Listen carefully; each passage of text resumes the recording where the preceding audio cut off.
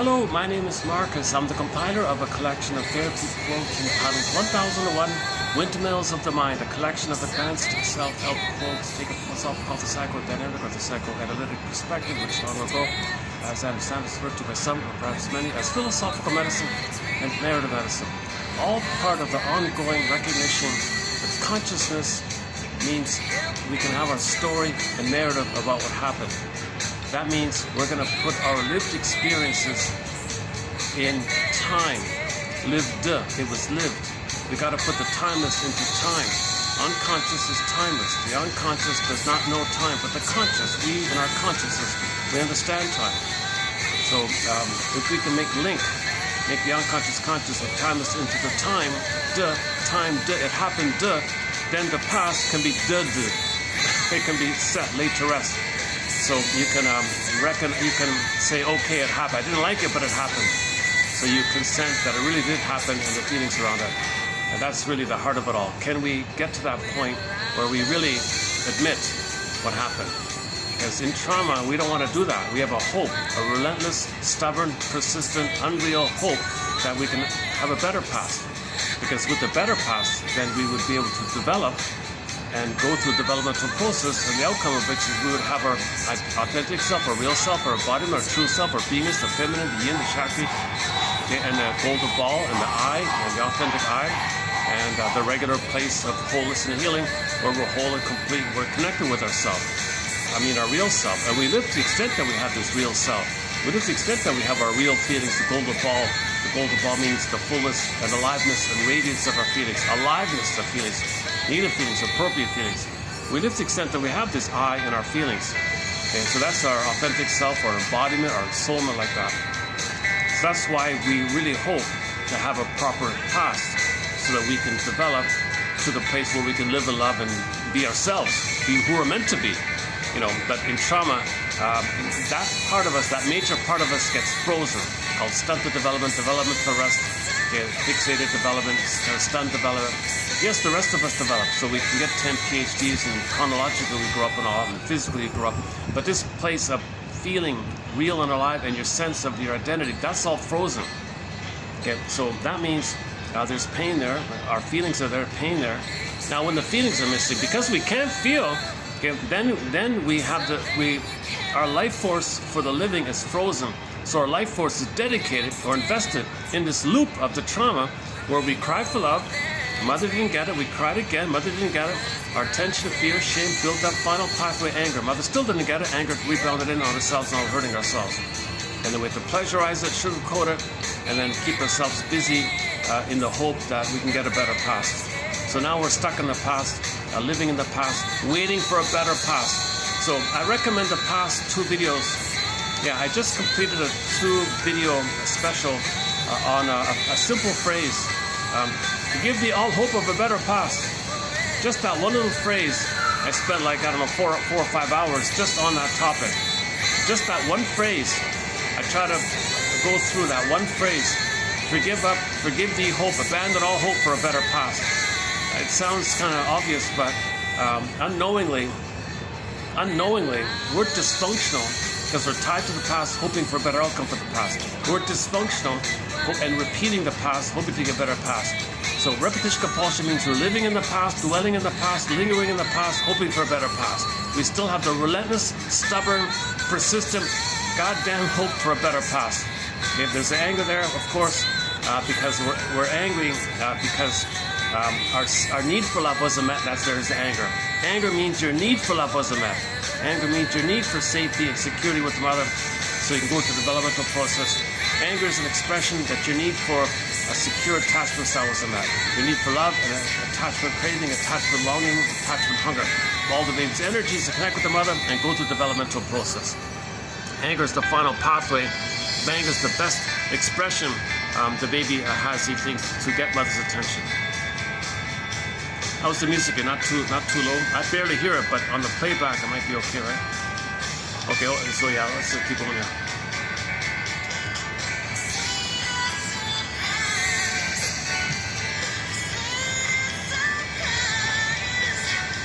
Okay, yeah, so once again, the past 2 videos, there was a phrase Steve Behrman, the comedian Steve Behrman, quoted some self-help book he read and relayed it to somebody who was interviewing him and said to the interviewer, "Give all hope for a better past." So dysfunction means we have the hope for a better past. Repetition compulsion means the hope for a better past. Oral fixations. Okay, cynicism. Anything that's dysfunctional, anything that's self-defeating to yourself and others, harmful to yourself and others, anything that has anything from the quote-unquote hostile kind of place, where you're not living and loving and you're coming from your authentic. Remember, when you have your authentic self, okay, the I, okay, there's a variety of capacities, real self-capacities with the I. Okay, so intimacy. Okay, heart is in the body, so intimacy. Mutuality, so there's Freude. Pleasure and happiness in each other's growth. So there's intimacy and share. You can make I statements, share what's alive with you. That's intimacy, building trust and intimacy with someone else. And you grow together when you understand each other, feel safer. You can be more creative of play. And you grow together when you express more like that. You might find something where you can both express some project of an umbrella, where you can both grow and develop an umbrella of some kind of weeness, of the project that two people can grow in the weeness. You have this capacity to grow and share yourself like that. Joy runs the console, so there's a pleasant feeling called the sweet and inexhaustible fullness of being. If there's a mistake, well, the ethics, morality, virtue, empathy, esteem. You have the esteem and the identity and the ethics, morality and virtue of feeling. In other words, feeling of love and heart, where you want to make amends, you want to make things right. So you share to your partner. You specify specifically the things, that's the honesty part of, specifically you confess the things you did you feel badly about. You share all that information. Okay, that's kind of integrity like that. It's called an apology. And of course, you can add to it. Of course, I absolutely won't do that again. I'm really sorry. I feel so badly about all that. And the other person feels that, and it's considered an apology. So you have the ethics to do it, because you have an I feel badly, so I can apologize, and I don't lose my esteem. So you have the esteem, you have the identity to make an apology. You have the identity to admit a loss. The key one is grief. If there's a loss, you have to say, I felt the loss, that was a loss. I felt that. There's got to be either to recognize the loss. If you don't recognize the loss, okay, because you can't feel, pain means you can't feel. So if you can't feel sad, then there's going to be pain around, because your feeling is pressed down. There's pain by doing this. Your energy is devoted to this. It's kind of painful to always deny your feelings. That's called complicated grief, aggravated grief, the derailment of the grief process. It can lead to a constant pathological nostalgia, where you always got to fantasize the past, or what if of a better past, to get the fantasies of the good old days, to blip up the chemistry of the good old days, what if kind of thing, to push back the pain. Now you're dependent on fantasies to push back the pain. Oral fixation, smoking, drinking, okay, distraction, okay, anything that's kind of hope-based, or something symbolic of mother can remind you of the mother, and then you get the good feelings of the hope that you could be with one mother. But what you're doing is you're triggering the time when you were with your mother, and then you get the oxytocin and serotonin, which briefly blips up over the set point of too much stress and cortisol, but you got to blip it up again, blip it up again, blip it up again. So the set point of trauma, of stress, adrenaline, dopamine is too high. The set points of oxytocin for love and serotonin for pleasure, safety is too low. So you always got you're too revved up in trauma. That's survival. You're revved up because mother hurt you, and your survival, you think it's a jungle, so you always think in jungle terms. A very quick, immediate clue that the person's traumatized, if they have a jungle mentality, a jungle slogan in their minds, my greed or your greed, all or nothing, any kind of a sense of entitlement, rules of living, any kind of jungle slogans you hear like that. And a lot of people, a lot of philosophers who are very, very traumatized, very, very schizoid, they peddle a lot of these negative philosophies, unfortunately. And I'm gonna quote one of these guys today. So just by chance, he happened to say something else on our topic here, which I'll include, but other than that, I'm not gonna quote this fellow here. So we have one quote from a philosopher, so stay tuned. He's a negative philosopher, one of these cynical philosophers, but he did say something pretty good on a topic of humor I want to cover a little bit here today. It's funny that I'm going to do a preview of some upcoming quotes on the topic of humor, one of our threads, humor. So we've already covered it a fair bit, and I want to add something to it from a professor who wrote one of these courses for the public called Great Courses or something. So I just want to add something that he said here. Our main authority on humor is James Gratstein. that your humor is based on the psychic structure. And so if your psychic structure is jungleism, then your humor is Schadenfreude. If your psychic structure is some differentiation, then your humor might be more playful and helpful like that. So your humor is gonna be based on your psychic structure. And in both cases, humor is broadly based on the relief of the prior tension. But if you're coming from a place of the paranoid schizoid mode, your tension is prejudice. So if someone else is down, if you shame someone else, you feel better. Then the stress you feel, it's relieved when someone else, which is your own soul, devalued because you become the aggressor, so you feel like the mother shaming yourself. You find proxies to play you, shame them because you're shaming yourself. You feel better because you're the mother, called the thing called the Faustian deal, identification of aggressor. So if your psychic structure is based on the Faustian deal, it's going to be Schadenfreude. Okay, so if the psychic structure is based on the Faustian deal, the Faustian bargain, the Faustian pact, the humor is based on that structure. And that's why a lot of humors, like Mr. Freud said, hostile, angry, bitter, so bitter, banter, sarcasm, cynicism, and put down humor, Schadenfreude humor, mocking humor, using humor to hurt. That whole area where humor is used to hurt. Somebody said, yeah, humor, man, oh man, there's so many reasons, there's so many abilities with humor. It's like a Swiss Army knife, like it has so many functions like that. So Mr. Freud's right, one of the key functions of humor, it is to put others down to make yourself better, then you laugh. If you laugh by shaming your own soul, but you project the soul of someone else, you need someone else to play your soul, which you shame, and you're the mother who shamed yourself, but you got to shame someone else as a proxy of you to not know that you're shaming yourself, Faustian deal. Then you get the relief where you are your mother who's the active one. You're not the passive victim. The proxy of you being is playing the passive victim. So in your fantasy, the other is you. So you oppress what's in you, project on someone else, scapegoating phenomena. You play the mother, Faustian deal, so you feel safe because you're the mother. Mother's got the power. She's active. Mother's safe against the baby. Mother has all the power. She's safe.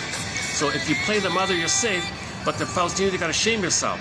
You don't want to know this pain, so enter externalization, projection, proxyism, so scapegoatism, prejudice. Find someone to play you. Find someone, whatever it is. Find some excuse, make some rationalization. You got to find some way to believe someone is you. Usually if they're vulnerable or wounded or just not familiar with them, okay, you're apt to be down on what you're not up on because you're not up on somebody. Fear of the unknown, triggers the original unknown. So you're Pavlovian, so you can see your own anger in your mind, which rebounded back on you, turning into a monster of the id, unknown to the baby. Well, that's the original unknown. So later, if there's an unknown, bing, bing, bing, it triggers the original unknown. Then you can say, oh, then you feel justified that they're threatening. So now you feel self-defense against your own anger at yourself, projected on someone else. Then you play the mother. Oh, there's me. Again, so it's like a little bit of a gymnastics like that. So yeah, let me clean up. Let me clarify that last point a little bit. I think I tripped over.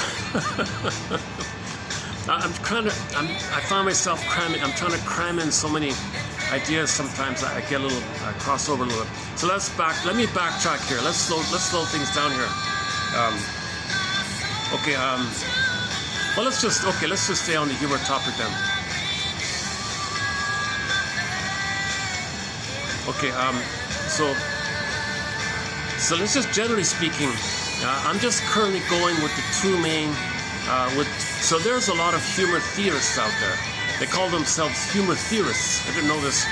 There's a lot of theories about humor. There's no general consensus, and no one theory explains it all, like the Swiss Army knife idea. So I'm just currently going with two of them. That kind of makes some sense to me. What is called the relief theory, or the benign violation of your expectations theory, where in the first part of the joke, you feel some stress, some tension. A little unknown, you gotta think about it, a little stress. It's benign, it's a benign violation of your regular expectations. So you're thinking about it, your energy's there, and then when you get the answer to the joke, you feel safe. There's clarity, things make sense, you're safe, you understand, you get the punchline, now everything makes sense, you feel safer. The tension is released, and that mechanism of the tension to the safety, okay, there's the laughter.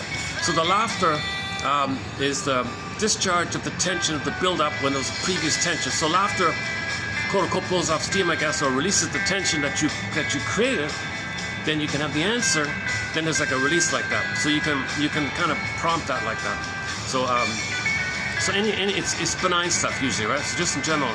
So, Behrman has one. We can all live like nomads. So, already, what are you talking about? So, there's already you're thinking, nomads. I don't want to live like a nomad. Oh my God, what the hell? We can't live like nomads. All the food's destroyed. The food's gone already. That's not going to work. So you're kind of, what's he mean? Why is he saying that? So there's a little confusion like that. And then the punchline is where I know mad at you, you know mad at me. Oh, you were just doing a little wordplay thing. Oh, so I'm safe. I got the answer. I don't have to live like a moment. I don't have to think too much about it. So the stress related to all that thinking, okay, now you feel safe. So the tension and the safety, okay, that's the relief theory. So now you feel relief from the previous tension. Aha, you get the release like that. You breathe better, release. You maybe think more clearly. You got the answer. You feel safer. Things make sense. You're not. The tension isn't needed. So you build up the tension artificially. Knock, knock. Who's there? So a little tension artificially. Then you get the answer. Oh, okay. You feel release. So that's one broad way. It's called the benign violation of your expectations theory of humor. Benign violation. So no one thinks they're going to be a nomad. Did you know we can all live like nomads? What? It's a harmless idea to say that. So someone's thinking about, what do you mean? You're a little confused. So it means you're a little confused, not clear. Why is he saying it? You know it's a joke, but you're still thinking about it. It's a harmless sort of thing. Then you get the answer, where we can all live like nomads, where I know mad at you and you know mad at me, okay? Oh, okay. So things make sense. And you feel safer, and again, the release is the humor thing. So that's So I just learned it this morning. It's also called the relief theory. It's kind of convenient, like it's a relief, right? So they're both synonymous one. And the second one, hold on a second. Hold on a second. Let me get. Hi. Oh, they're just. They're not. It's not. Okay, they're just visitors. Okay. They changed the management here. I got to get permission from different people every time I come. I thought those are different ones. Okay. That's, hold on a second.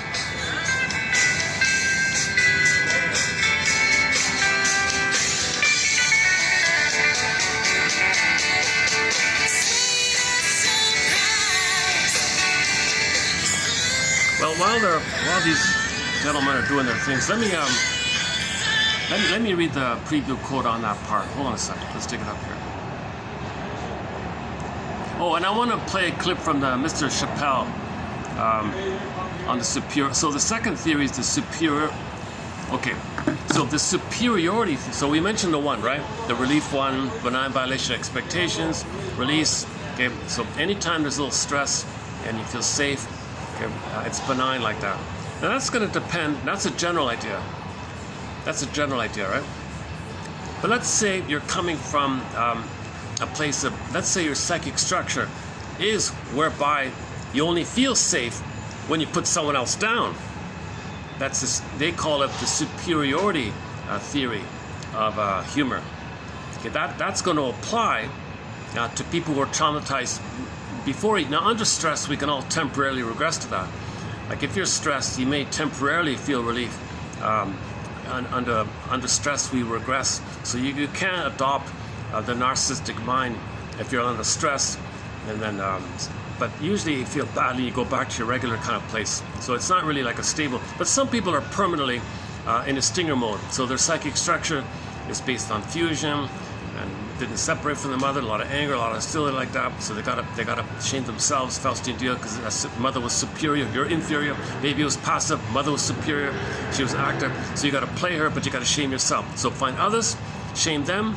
Okay, so in your dark humor, mocking humor, you shame them. That puts off the release of the tension on you when someone else plays you. Someone else is a proxy, and you play the mother, and you're the active one. You feel safe being the mother. So when you're safe being the mother, that she's superior. So they would call it traditionally the superiority theory of humor. So let's read this. Oh, they left already. Okay. Anyway, okay. Let's do this here. Let's read this. Do I have it here? Okay. So let me read. So I'm going to do a 3194 here from that Great Courses book. Okay. Hang on a second. Let me make an adjustment here. let's try this. Is that gonna work? I don't want to spill my drink here. This table's a little wobbly on me here. All right, let's do this. Okay, so let's just cover this. So let me cover the two in general terms, and then we'll go back to Gottstein to clarify. Okay, so, and that one by Dave Chappelle I want to play. That's from the superiority one. I don't think people understand that. Okay, so let's just pick up on the general one. So other people have been calling it the relief theory. I haven't even seen that. I've been using the benign violation of your expectations theory of humor, usually as the main umbrella. It's the general theory. It can cover a lot of cases, and it includes if you feel relief, tension release. If you have a lot of tension and you're in survival mode, you put someone else down, you feel you're going to survive like that if others are down.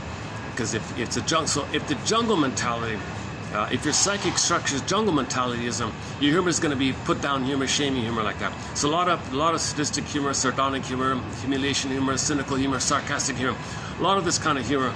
You know, Steve Byrne, the comedian, said when he started out as a comedian, just as he was beginning, he said he grew up with a lot of this dark humor like that, and so he learned already early on this bitter banter kind of thing. So when he started out, there were these hecklers mocking him on the stage like that. He was just starting out, so he had to pause and all that, and so he reverted to what he learned and put them down. Everybody laughed and they had to leave. And he said he hated this kind of thing. He grew up with this. It's painful. No one's better off. It's just blowing off steam. It's a form of. It's a negative reaction. You're perpetuating the psychic structure. You're reinforcing this narcissistic put-down mentality. So he said he left that world, the mainstream comedy world, and just did little. Then he joined the self-help circuit. So ironically. He's not well known because he just went to these self-help conferences, psychology conferences, any kind of New Age conference or psychic those kind of things. So he's not too well known, but he's got a bit of a following like that. So he's one of the rare people to use humor to break or disrupt either or thinking and find some kind of both and thinking. So healthy humor, okay, is you don't want to perpetuate jungleism humor, put down humor. You want to find a way to bridge the two sides. Find the both and. It's not either or, it's both and. For example, somebody said to Mr. Behrman, Mr. Behrman, are you a creationist or an evolutionist? Come on, either or. Tell me, which is it? Oh, well, I'm both. You're both? Yes, I believe that we are created to evolve. So he's just trying to interrupt either or and include the two somehow. He had two friends. One was a conservative extremist, and the other one was too liberal and easygoing or something. And he said to the two friends there like that, hey you two, tell me, what do you both respectively want to conserve in your lives for yourselves, and what do you both respectively for yourselves want to progress or advance? See, so he's getting to look at themselves and to find the both. What do they want to conserve, and what do they want to advance or progress or develop, and what do they want to conserve, what do they want to develop? So look within like that. So he wants to get people to look, so he wants to use humor to interrupt scapegoating and blaming and prejudice and all that. Oh, I freaked out on me. Oh, Jesus. Hang on here. What happened to my phone here? Oh, Jesus. Oh, we're back. All right. Okay. I'm using a sort of a budget kind of thing.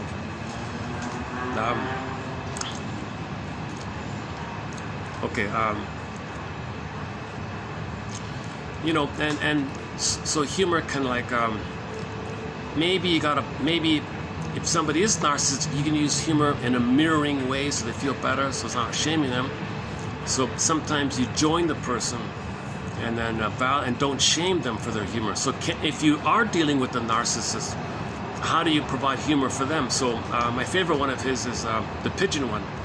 So there's a lady who is kind of narcissistic, wanted to make a lot of money. She's in her 40s, approaching middle age. Now she's realizing, wait a minute, I'm getting older here. I didn't make money. She wanted power to preserve her narcissistic identity, to get others to look up to her, so she'd feel important if she got power that's above others. So she had this real power desire, wanted to make a lot of money, to be seen. Others would see her, and then others would be down, she'd be up. She had this real desire like that. She's getting older and it's not working out for her, but she heard something about reincarnation. She thought maybe as a defense against facing mortality, as a defense against growing up and healing, and as a defense against changing, whatever. He said maybe she can just indulge in reincarnation. So she thought she would misuse that idea, but she wasn't sure about it. So she asked Behrman, who was familiar with these kind of things, "Oh, sir, could you please fill me in on this reincarnation business?" Now, him knowing what she's like and all that, him knowing that she's a narcissistic kind of character, so his reply to her was, "Oh, it's funny how things work out. I once knew this man who wanted to be very wealthy in his lifetime. He was reincarnated as a pigeon and made a deposit on a BMW." So he didn't shame her. He just mirrored her with the guy, buying a car. She wants to buy a car, but she is angry, so that's the dumping at the double play with the pigeon. So it turns out it had touched both sides of her fantasy and her real feelings, and then she laughed like that, and she wasn't so obsessed with it anymore. So it actually was a turning point for her, I think. So you can use humor in ways that validate, that interrupt the shaming pattern. So therapy, in the Swiss Army knife, one of the tools is therapy. It can be therapeutic if you interrupt either or thinking, find both and thinking. Just simply interrupting both and thinking and questioning both and thinking, that's therapeutic in and of itself. Because either or, if you're doing either or thinking or jungleism thinking, you're not going to find your identity. You're not going to mourn. Splitting precludes your identity. Either or thinking precludes, or you can't have your identity with either or. Spirituality is about both and. Paradox. So he would call it paradoxical. So he says, he jokes that people have a huge irony deficiency. Actually, a lot of people use that phrase, not just him. So irony is, how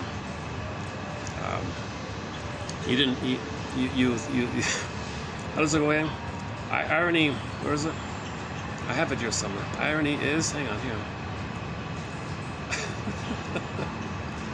Do I have it here?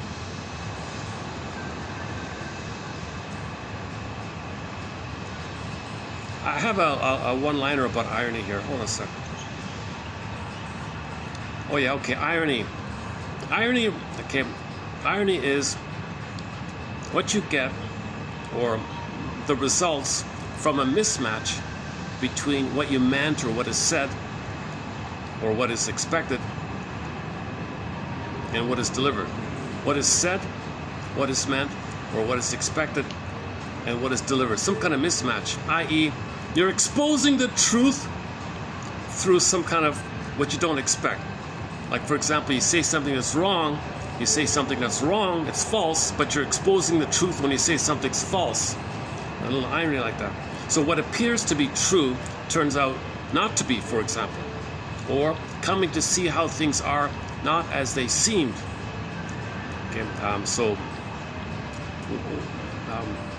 sometimes we can use irony to relay the truth under the cloak of being false, but you relay the truth, and maybe that's one way to get the truth across when there's something false, hence the idea of irony like that. And we'll cover a little bit about satire and the two theories, and so the relief and all that. Did we do the pigeon joke?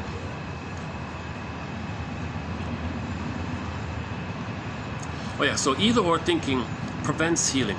Rinsely sign is splitting, either or means psychic splitting. It precludes mourning. Means you need an identity to mourn. So you can't mourn because it won't give you your identity to mourn. You need an identity. Only both and gives you an identity. You're denying too much with either or. That is unreality. Either or is not reality. Either or means the source point of what created either or thinking is that nursing for the baby, okay, the time with the mother for the baby is either or. Either mother's doing it, he's in heaven and bliss. Otherwise, poof, he's in hell. Baby cannot tolerate confusion or ambivalence. Baby doesn't understand mother meeting his needs 1 minute, next minute not meeting his needs. What the hell? He doesn't even understand time, first of all. But anyways, 1 minute, mother's meeting the baby's needs. Next minute, she's not.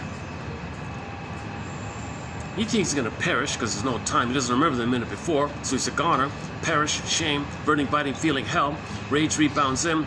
Okay, monster projects onto the mother, sees the mother's a monster. But the monster is his rage rebounding back on himself, projects that onto her, sees her as a monster. Monsters of the id, puts onto the mother, feeling shame. He's in hell, heaven or hell. Baby organizes the chaos with either or. Oh, something's coming.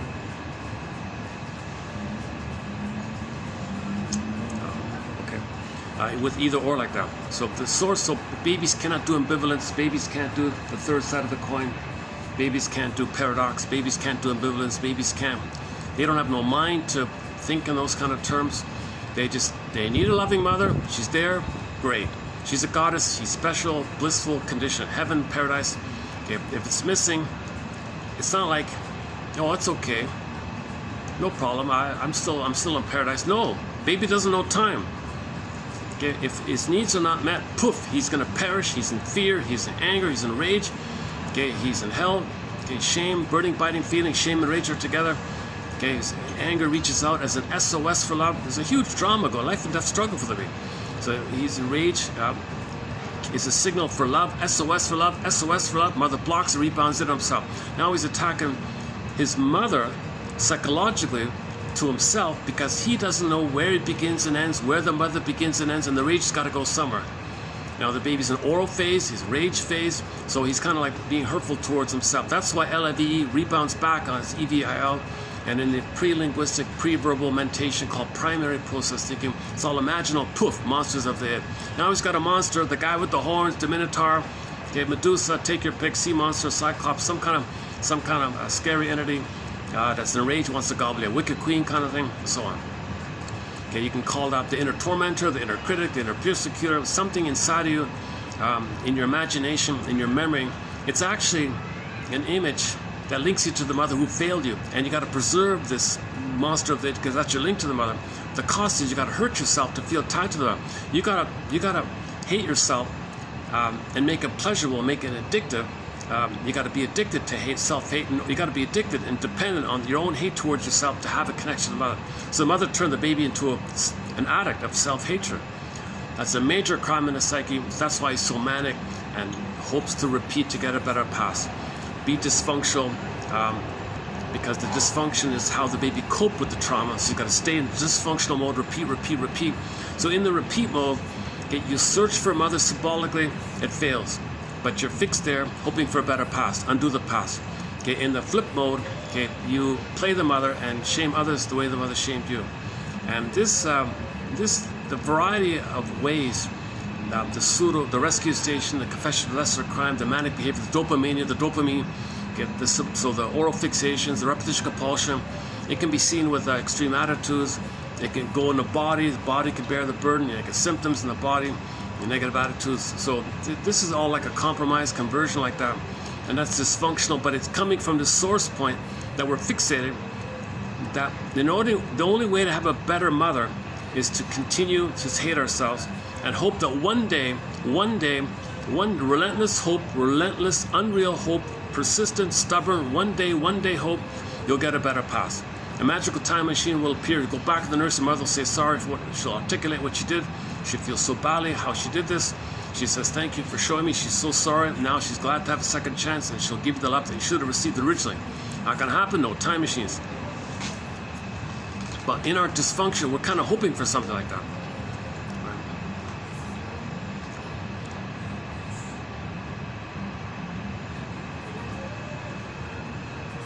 Man, oh man, oh, sorry about, I'm really not being too coherent. I'm giving these little threads here and threads here. I'm really scattered here today for some reason. Son of a gun. Okay, let's do another backtrack. Let me try again. So let's backtrack to the past 2 videos. They were not bad. Not bad. 31 and 2 was all on one quote on this topic, that dysfunction means you're hoping for a better childhood. Look at that. So give up ye all hope of a better childhood. And that's the question. How do you do that? Do you consent? Do you agree? Can you say it's okay what happened? That's difficult stuff. That's difficult. Lucy Holmes says some people cannot let go of that because you're betraying yourself. So they won't be happy, because that's like saying what mother did was okay.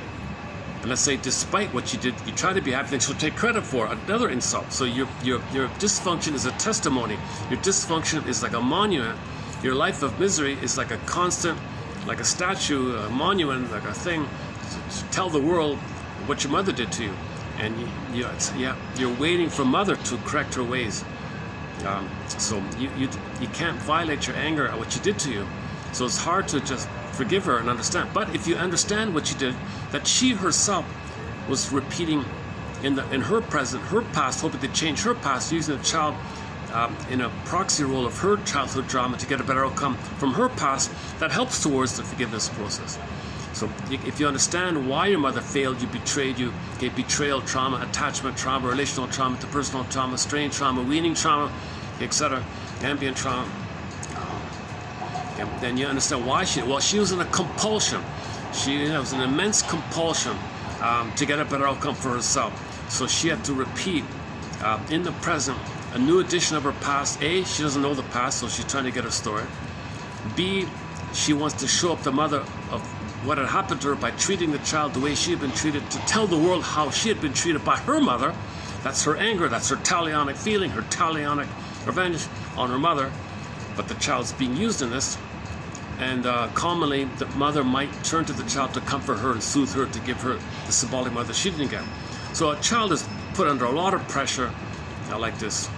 One person has the idea of the placenta, the mother's waste, and get the good from the child, dump the waste on the child. It's really sad, because when the cords are moved prematurely, there's the phantom placenta phenomena theory. So the mother has a baby, all right, I'm going to link you to baby, you're going to phantom placenta, I'm going to dump on you.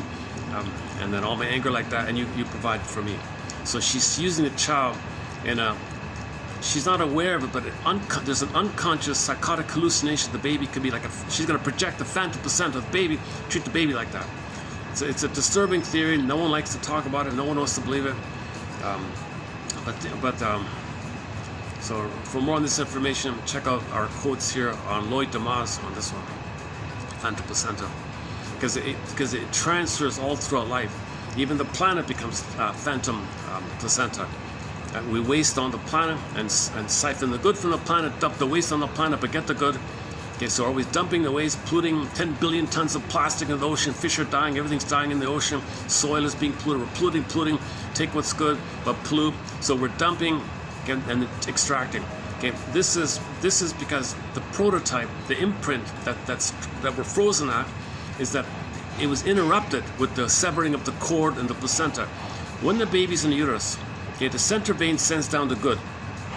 Okay, the placenta, the planet, okay, sends the good. Okay, the baby's waste elimination goes up the other 2 veins helixly in a spiral upward manner up to the placenta, and the placenta does cleanse it, clarify, process, eliminate, digest, does what it does, cleanses it out, uses it all, it's all cleared out. And the center vein sends down the good. Now, if that's interrupted, and that's the case with birth, that's why they remove. That's one theory about. That's one theory about the urgency to plunder. One tool in the Swiss Army knife on how to plunder the planet for a quick buck. Okay, play Rick Emmett's song "Big Lie." We're destroying the planet as fast as we can. One tool to destroy the planet as fast as we can is to remove the cord of the placenta from the baby. Because then he'll be looking for the he'll treat the planet like the phantom placenta, pollute and extract. Okay, now there are people in this victimized place they're considered the flying monkeys, and the people behind it who are aware of it, okay, the more detached version, the Iago types, and the organ grinder types, and the puppet master types, they're the behind the scenes, so they want to siphon from the monkeys. They reward the monkey, but they want to siphon. But the monkeys bring in like so much, they just throw them a crumb, and they get billions and trillions. So let's not do the plunder system. That's an 8-hour topic. We have a thing called the 48 symptoms of home with trauma, because as above, so below. So the below was the placenta was missing. Phantom, where is it? Where is it? Well, in the above, we treat the planet like, okay, in a manner that relates to the trauma of the below, the memory of the below, which you don't remember. Okay. Now this extends, this transfers. So in the nursing, mother's supposed to soothe the baby, and then return goodness and love. Baby's upset, mother picks it up, she soothes the baby. Baby senses distress, mother gets it, thinks about it, reverie, consideration. Hi, I'm here for you, I've got it, baby, I know what you're saying, I read your mind, I pick up your signal, I return soothing. Baby sends distress, mother sends good. Baby sends waste, mother sends love and goodness. So and if that's traumatized there, now I got the phantom breast phenomenon, where the breast is sort of a continuation, like an outer continuation of what the placenta did, kind of. So now the phantom breast. So expect to milk the planet, and then dump as if the breast is your mother, who's supposed to recognize. See, the baby doesn't recognize usually the mother behind the breast. The first mother is the breast mother. Later on, but early on, he doesn't get it, especially when he's stressed out. He only focuses on survival. He can't recognize the person behind him. Fairbairn says if the baby is a natural birth, he already can know it, but usually there isn't like that. So there's an immediate issue right there. So people dump the waste on the planet.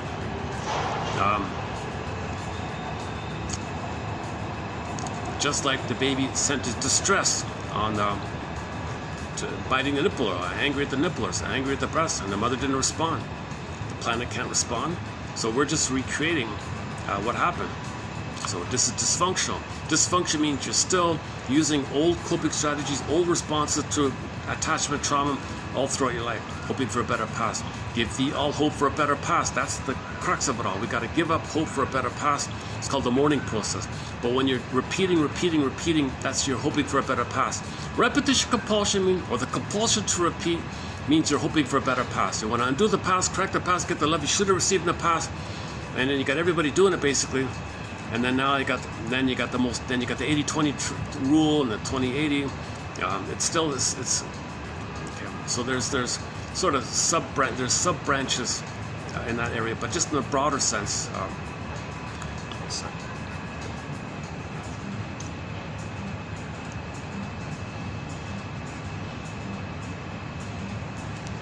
Okay, let me be a little lazy today. Let me just be a little lazy. I'm going to allow myself a scrambled egg. This is a scrambled.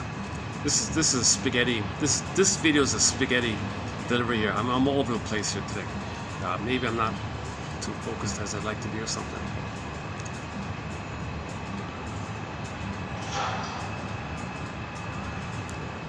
But okay, but it's a good quote. But it's a good quote. So I recommend 31.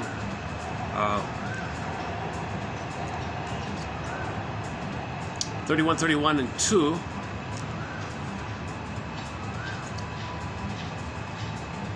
3. Oh no, I'm jumping to 4. Oh, I'll do 3 as well.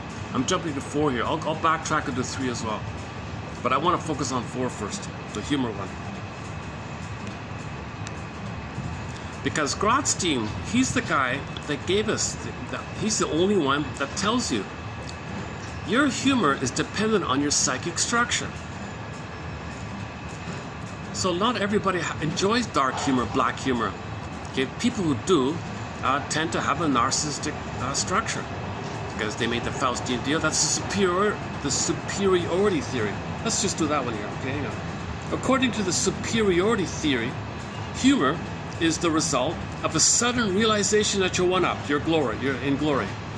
People laugh down at someone else when they realize they are better. Now when someone else is down, that's you. you were down with your mother. You're doing this because your mother put you down. She felt some relief. Your mother felt better when she shamed the baby, used the child. She felt a little better. So the prototype's mother felt better when she hurt the child. She got a little benefit or something, right? She felt a little release. So that's the prototype of stress releases. She felt better when she shamed the baby. Maybe she used the baby, made the baby play a role, take care of her. She felt power, she felt safe. Maybe even just simply a baby's there, just a teddy bear. Maybe she feels safe by the presence. Maybe she gets power having the baby around. Whatever it is, she felt some kind of relief using the baby on her end. So she was superior, but the child suffered like this. So the prototype is there. Okay, baby identifies with the aggressor. Yes, that's what you do when there's too much pain. You identify with the aggressor. And repetition compulsion, you find proxies to play you, and you shame them the way your mother shamed you, and you feel a little better the way your mother felt better. That's called the superiority theory of humor. He calls it here the realization that you're one up. He calls it here the sudden realization of your glory, he says here. Okay, people laugh down at someone else when they realize they are better, or at least better off than the butt of the joke. So the baby was the butt, right, of the mother's behavior. Well, someone else is you, and they're the butt of the joke, not you, but it is you, but you project you onto them to not make you aware that it's with them. That's the Faustian deal. You shame yourself, but when something's repressed, you project. When something's inside a lot, it's so much, you see it outwardly like that. It's called projection. Something you don't want to admit about you is too painful, too embarrassing, I can't believe it. Well, someone else, you attribute it to someone else, called projection. Okay, and then since they're you and you're the mother, you shame them, and then you feel a little better the way your mother felt better. So you're not even being yourself. You're not even being yourself, right? You're superior. What do you mean you're superior? What the hell are you talking about? The mother had the power over the baby. That's all it means here. Now this phrase is a little confusing like that. Anyways, both the maker of the joke and the audience simultaneously consider themselves superior to the butt of the joke. Okay, so some comedians, they like to put themselves down to make the audience feel better, then they laugh. So that's the self-deprecating humor. So they put themselves down and the audience feels better, they feel superior. He tells you about his problems and his misery, his wife did this to him and that, such and such. So.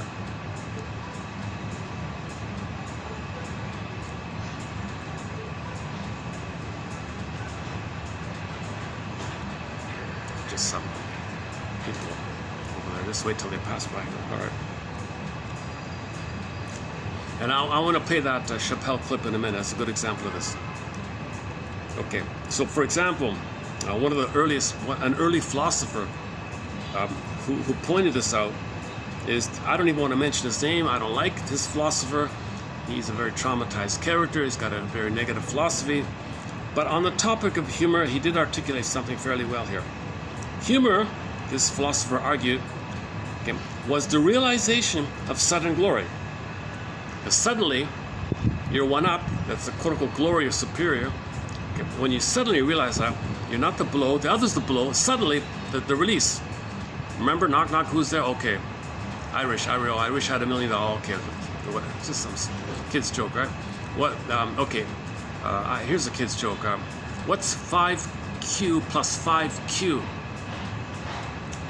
You might be wondering a bit for a second. What does that mean? Do you mean 10Q? Oh, you're welcome. Okay. Just simple, harmless little word play, pun like that. Sound play. So in the first part, you're thinking 5Q plus 10Q. Did he say Q? Should I add up to 5? Does that mean 10Q? 10Q. And you don't realize it means thank you yet. So you're in that processing. When you finally realize, do you mean like 10Q? And he says, oh, you're welcome. Oh, you made me say thank you, not realizing I thought it was 10Q, but it sounds like thank you. And you may realize when he said you're welcome. So now everything's released. You know the answer. You feel safe. The puzzle solved. Okay, the puzzle solved. So it makes sense. When you make things make sense, you feel safer. When you feel safer, the tension that was in the part one, the tension, sudden safety, sudden realization. Okay, everything's okay. You get the release like that.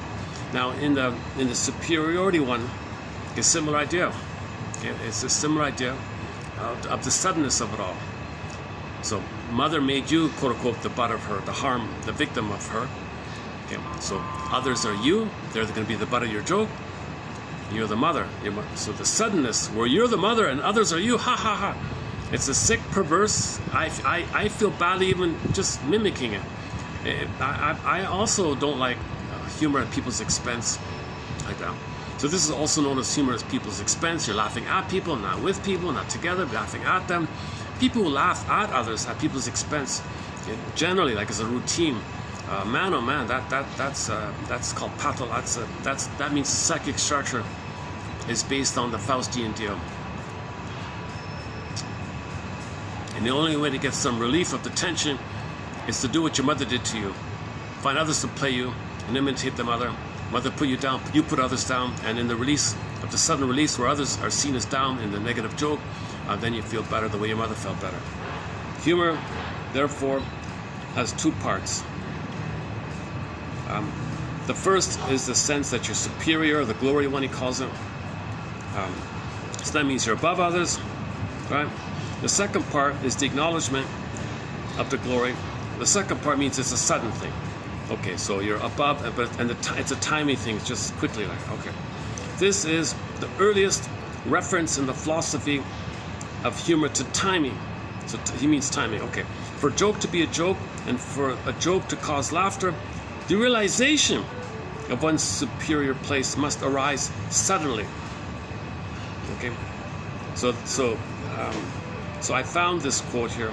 He quotes the original guy. So this original philosopher, 1700 something, whatever.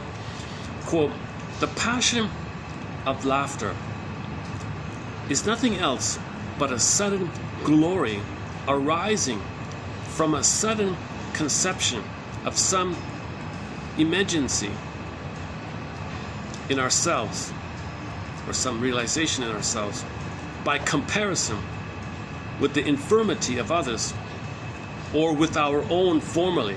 That's laughing at yourself. So that's not a bad quote. So if you look back on yourself and you realize you're very safe now, and you look back and you worried so much before, and you're safe now,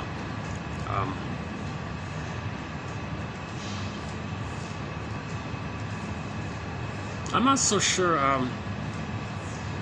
Yeah, maybe both types would laugh at that. When you think about your foolish things that you're worried about in the past, you think about it now. I don't know. I think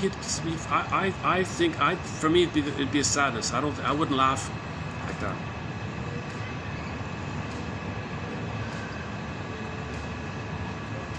If there's some innocent, childlike thing in the past, yeah, let me think about that. Okay. So let's go back to the superior. Okay, are we finished with the relief one?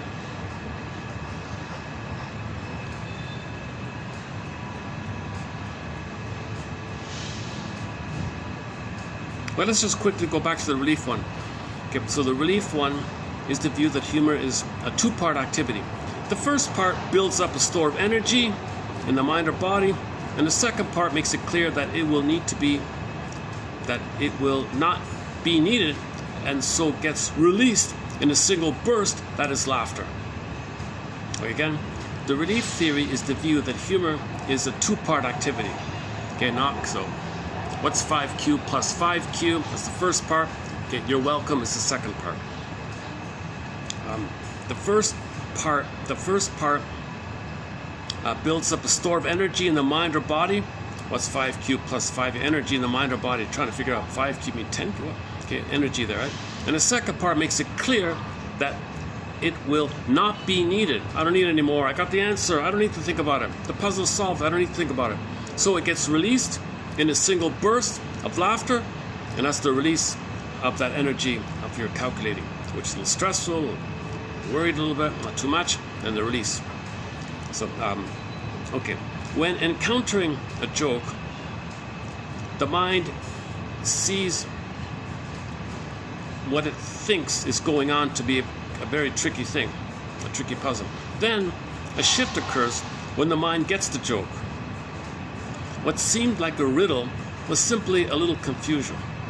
A mental shift occurs and everything returns to a logically coherent state that the mind can make sense of. Aha, I make sense of that, got the answer. That shift means that all the energy summoned for the mind is no longer needed. People laugh to vent that energy. You laugh to vent that energy. Humor is any activity that takes the listener through this journey. Okay, so the comedian gives you suspension, a little suspense, and he takes you that journey, and he gives you the safety part, that's the release. Now, in the self-deprecating one, the people in the audience who want to feel better in the superior mode, he puts himself down like that. Mr. Rodney Dangerfield's the most famous one in that area, right? Constantly putting himself down. He goes on stage and he puts himself down all the time, and everyone's laughing at him, right?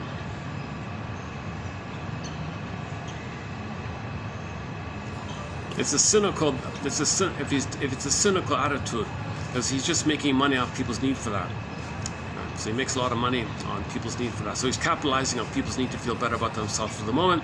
Okay, fine, I'll make jokes about myself. They'll feel better. I'll get a lot of money.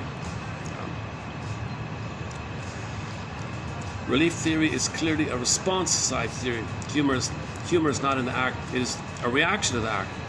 A humorist is someone capable of triggering humor in others.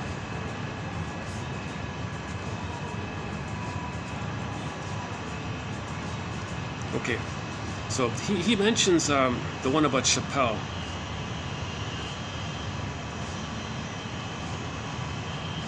So a lot of humor is put down here with shaming humor. That's the superiority theory.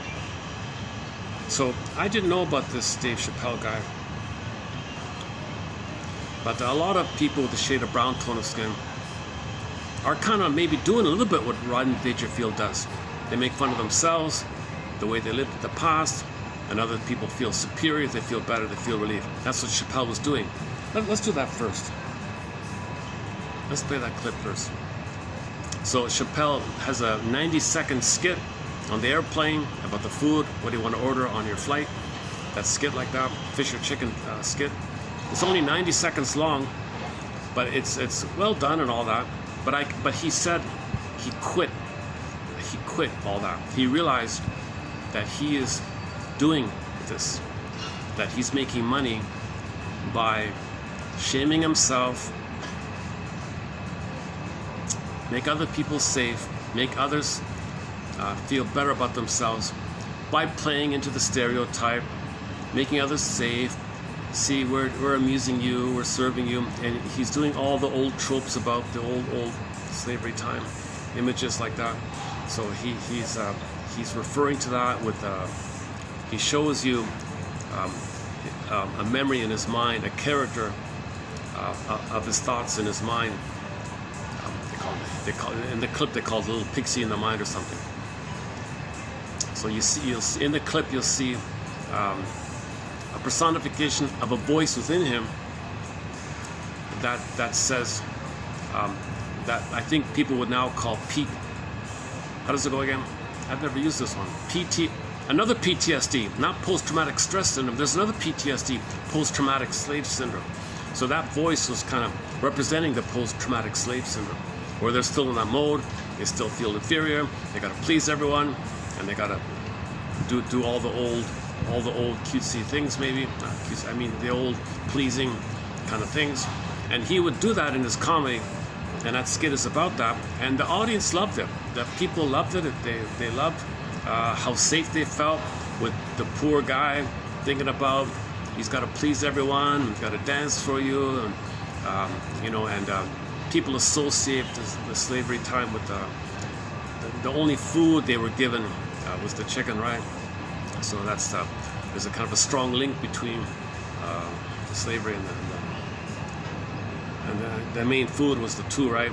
Everyone knows about the other one, so let's just stick with the chicken one. So he's on the airplane, the flight attendant says, would you like fish or chicken? And then you can see the mind going up, and you can see his thoughts in his mind. Oh man, of course I want chicken. Yeah man, gotta get the chicken. Come on man. He's noticing this in himself, and he's trying to fight this voice, and you see this fight going on in the clip, and you see the image in the mind, really all excited, doing a dance. He's so happy he's gonna get. So it's this character that people love. They find endearing because that character in his mind makes everyone feel safe. He's a funny, he's safe, he enjoys, he has a childlike delight. He's going to get his favorite food. But what are you talking about? This is the time of slavery. But people who are in a victimized place, they try to make the best of a bad situation. So he's kind of in that bottled world of trying to make the best of a bad situation. So he's suffering, but other people watch it, they're reminded of it. So he said, after that skit, I quit the business, he said. So he basically shut down most of it. He was at the peak of his career. They said, why not just read the quote here? Humor can be a double-edged sword. The case study in this sort of circumstance is the end of the Chappelle Show. Comedian Dave Chappelle had a sketch comedy series that was setting the world on fire, but when he abruptly ended his program, and left comedy. Everybody was baffled. The public was baffled. Why would someone at the top of his game just walk away? Well, the story is that Chappelle was doing a bit for the show. And in that routine, Chappelle is on a long flight, and the stewardess comes to take his order. He has the choice of fish or fried chicken. He prefers the chicken over the fish, but he is afraid that even he, a celebrity, cannot order fried chicken as a man with a shade of brown tone of skin without feeding into a stereotype. So his alter ego, which we see in the mind, right? A minstrel singer. Okay, that's the little image in his mind. His alter ego, a minstrel singer who embodies all the prejudice stereotypes. Those with the shade of brown tone of skin have had to endure, and this image in his mind urges him, come on man, get the chicken man, come on. The sketch was intended to be a piece that addressed the complexities of PTSD, post-traumatic slave syndrome, right? In a culture that has a tradition of this memory. However, as Chappelle was taping the part of the alter ego, he heard someone off stage laugh hysterically. It was clearly a person with a shade of beige tone of skin laughing at the stereotype. The tone of the laughter seemed derisive, and it led Chappelle to wonder and ultimately become convinced that he was not displaying the problems of prejudice in the minds of some viewers. No, he was entrenching and making money off the stereotype. He was not challenging the social problem, but inadvertently becoming a part of it. So that's very insightful of him to notice that. A lot of people don't notice that. Well, no, maybe that's not true. Maybe. Okay, so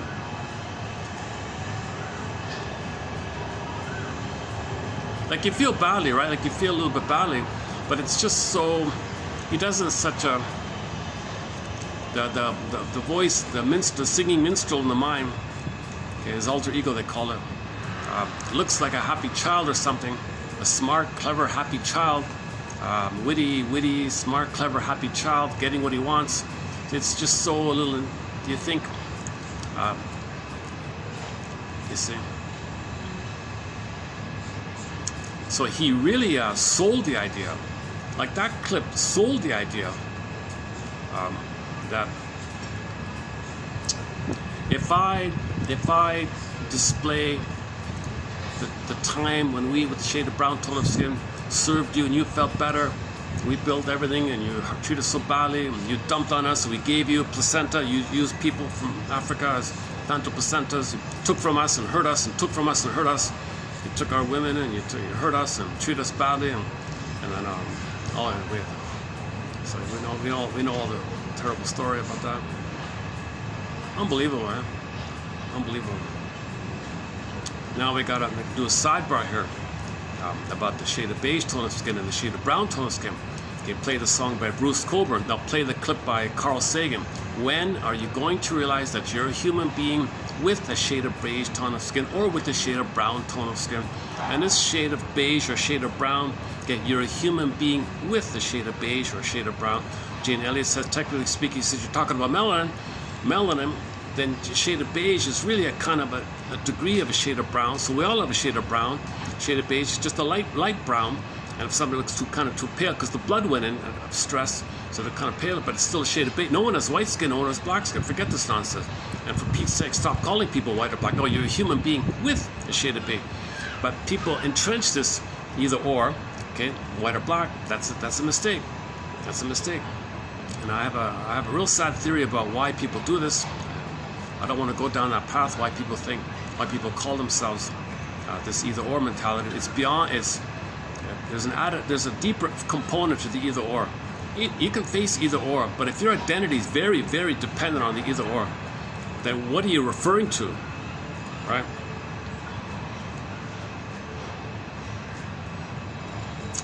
Yeah, I don't want to go down that path. We have a major topic on prejudice. Our most recent quote is, "You're apt to be down on what you're not up on." So if you're not up on something, not familiar with something, you're ignorant about something. It's the fear of the unknown. Okay, different language, different skin tone, something unfamiliar to you. So that's going to bing, bing, bing trigger the original unknown that you as a baby were enraged at your mother, and your rage rebounded in on yourself. Mother was seen as a monster, but it's a confusion. It's your anger distorting the image of the mother into an image of the monster. The mother's not a monster, but you made her into a monster because you fused your rage at her, and now you got an image as a condensation of your rage onto the mother, and now you're dealing with this image called the imago. It's not the image of the mother, it's the imago you made of your rage based on interaction with the mother. Now you got a monster of the id. That's the first unknown, the monster of the id. So this is unknown for the baby. It didn't expect this. Baby didn't expect to be angry. Baby expect to be loved. He didn't expect to be betrayed and be angry. That's unfamiliar. And attack himself. And instead of the mother saying, "I'm sorry, I made you angry. I got you to the place of anger. Thank you for communicating." Anger is a cry for love. Mother didn't even say, "Oh my God, I'm sorry, I missed it so many times." Now finally, the mother takes the final signal. The mother didn't even take the final signal. So now it's so alien for him. It's out of his world that mother would be like this, so cold and indifferent, and not pick up the signals. And that's what happens when the chords are moved. She doesn't have the line, the entrainment, the attractment, the entrainment, the attunement, the oneness is broken too early. So she doesn't understand anything. She can't pick up the signals, the towel around the baby. Okay, there's a whole topic about that. So she's out of it. Baby's in a rage. What is this thing? That's not my mother. What's my mother? That's why in Snow White, poof, in fairy tales, poof, the good mother dies at birth, and poof, the same woman is seen as the wicked queen. They're not separate entities, but in the baby's mind, the good mother died at birth, and the same mother in the baby's mind is the wicked queen. It could be Medusa, could be anything. Minotaur, could be anything. But it's inside his mind now, huh? That's unknown to him. Fear of the unknown.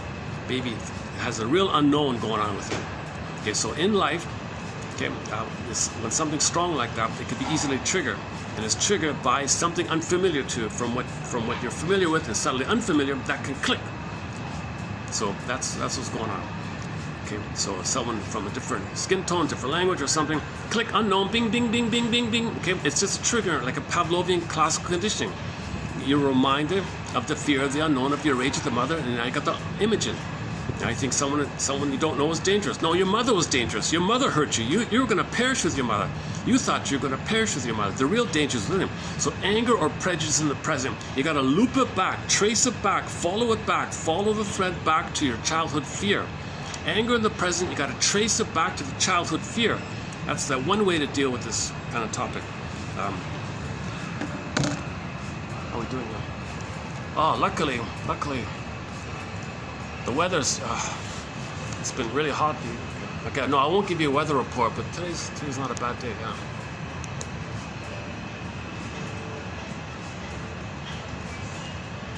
Okay, let's play this.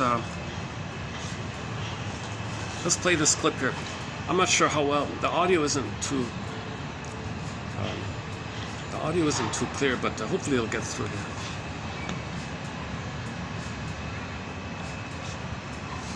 Let me try it a couple times. Let's see.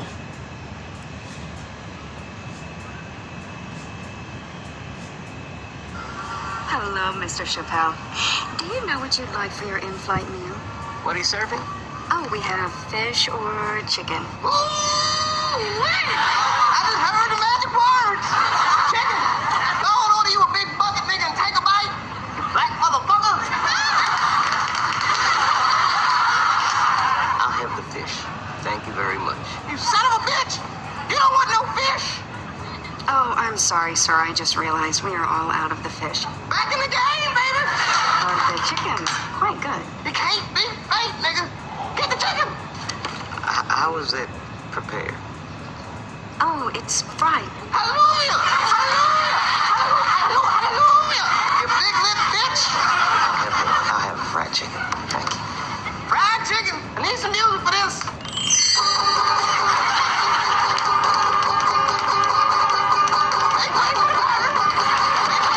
Make way for the bird. Here you go, sir.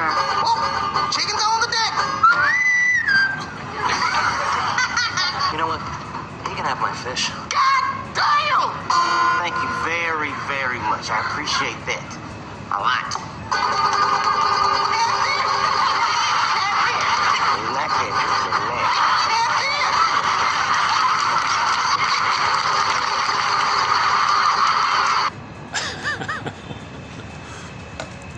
He did quite a.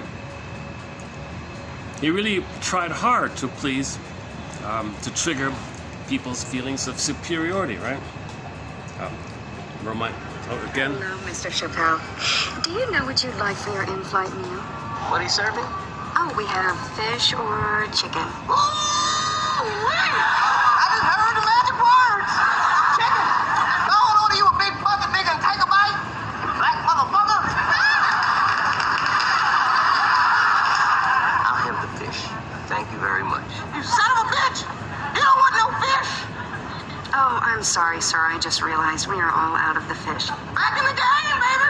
But the chicken's quite good. You can't be fake, nigga. Get the chicken. How was it prepared? Oh, it's fried. Hallelujah. Hallelujah. Hallelujah. You big lip bitch. I'll have a fried chicken. Thank you. Fried chicken. I need some music for this.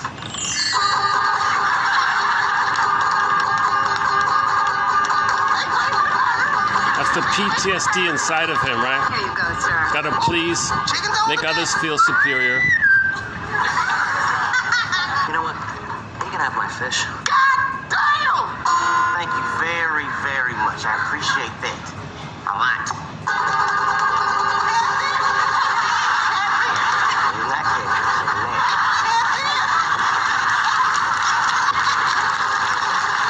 It's catfish.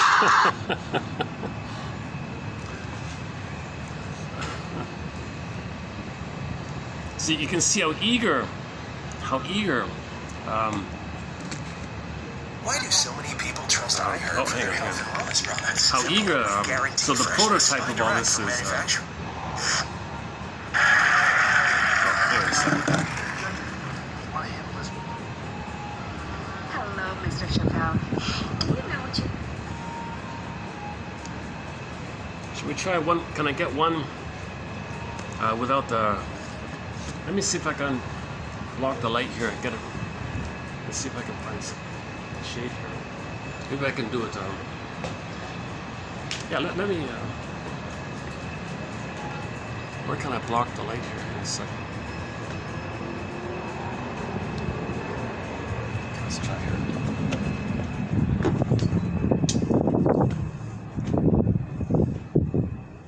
Is it better inside here?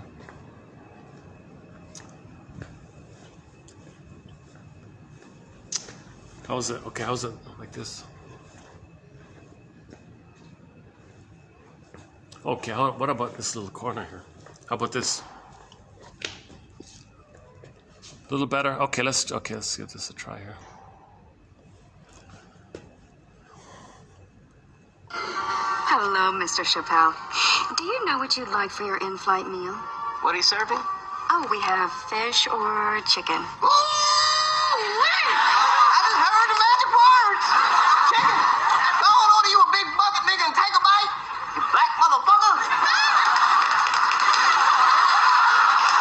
I'll have the fish. Thank you very much. You son of a bitch. You don't want no fish. Oh, I'm sorry, sir. I just realized we are all out of the fish. Back in the game, baby. But the chicken's quite good. You can't be fake, nigga. Get the chicken. How was it prepared? Oh, it's fried. Hallelujah. Hallelujah. Hallelujah. You big lip bitch. I'll have a fried chicken. Thank you.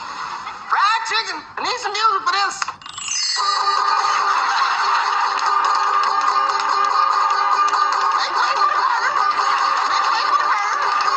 Here you go, sir. Oh, chicken's on the deck. You know what? You can have my fish. God damn! Thank you very, very much. I appreciate that. A lot. You like it. You like it.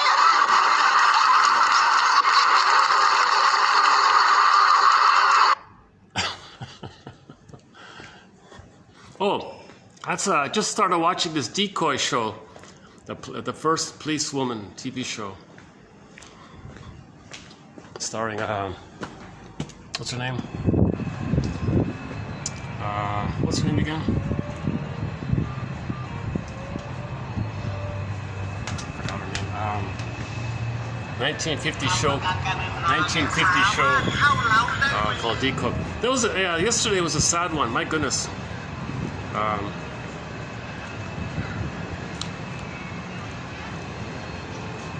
Yeah, very sad one about they cover all the topics, you know. What was about the woman who was addicted and all that. They covered, another one was all these crime ones. And a lot of them were like love-based, like someone has a secret love for somebody for a long time. That's sort of the source point of a lot of these episodes. But the one I saw yesterday was a sad one. The woman had a disabled kid, like a mentally backward kid or something. Some physical, genuine, biological trauma in the brain or something. So she would, she spent all of her money to put him into the best facility to help him like that. But when she could no longer do so, she was sure that in the public school system and regular society, he'd be scapegoat. The name of the episode is Scapegoat. She was convinced that he'd be treated badly and mocked and scapegoated because he had this disability. So she had a tough decision. She's thinking she's not going to be around anymore for him, and she can't pay the fancy school for him. So she had a really extreme, disturbing attitude about this. All points bulletin, you know, so stop her. Really sad story. Okay, so everybody on the planet is by nature, nature's greatest miracle. Everyone's got a part like that, you know, so you can't, you know. But we understand her emotion. She knows her son's going to get picked on and bullied and scapegoated. And sure enough, some kids are targeted their whole lives. Some kids are targeted, they're scapegoated their whole lives throughout the whole school system. Year after year, grade after grade, it kind of just follows them like that. And she anticipated that's what would have happened to her son. So she was thinking about that. Sad episode, really, really dramatic episode. My goodness. But we don't cover that topic discussed in that episode. But we covered a quote from Outwitting Your Nerves, that everybody has a part in the nature like that. So we're all part of the contribution to nature, and so everyone has a role like that in that sense. It's part of the global, it's part of healing. You got to express what's unique about you. Remember, the odds of anybody being here are 1 in 400 trillion. The odds of any person being here, someone said, are 1 in 400 trillion. So even her son with the disability, he was still chosen to be here. You know, nature's greatest miracle. There's nobody like him ever in the world. He's unique like that. We're all unique like that. So she's meant to cherish this kind of thing and help him. And of course, still help him as best she can, right? The funny thing was she had to face her narcissism. Like, she was a little too extreme in her attitudes. That kid can still get some support and help from the public system. Not perfect, but she was convinced, no, they'll bully him and they'll taunt him, and she didn't want that for him.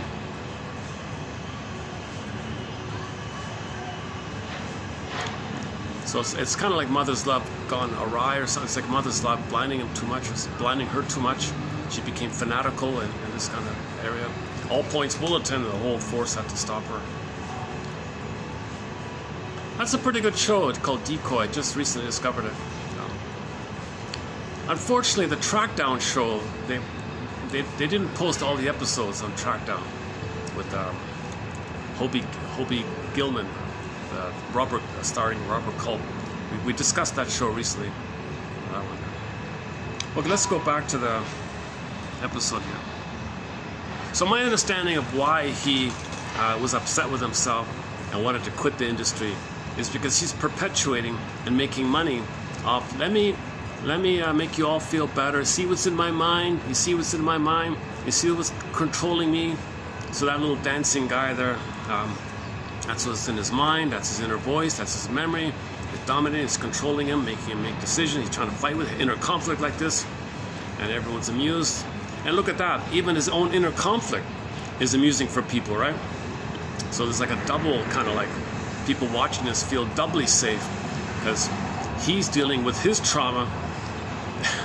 So you're doubly, I think the viewer is doubly safe because he's fighting with himself, fighting with the memories of himself, and the memories of the past himself are attacking himself like a...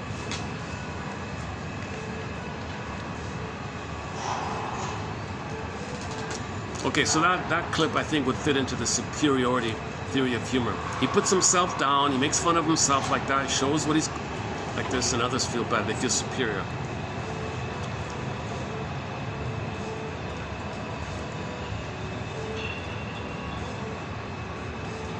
And just that dancing guy in his mind, he was so like playful and childlike.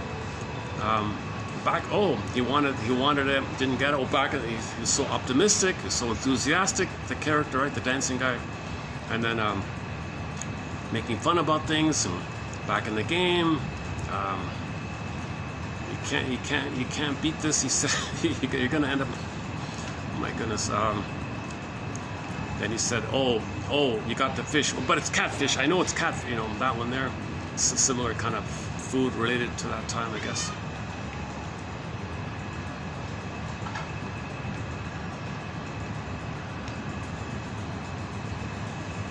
In the comments section, people said that's one of his best comedy clips there. I never even really heard of the guy, to tell you the truth. I'm sort of behind on it.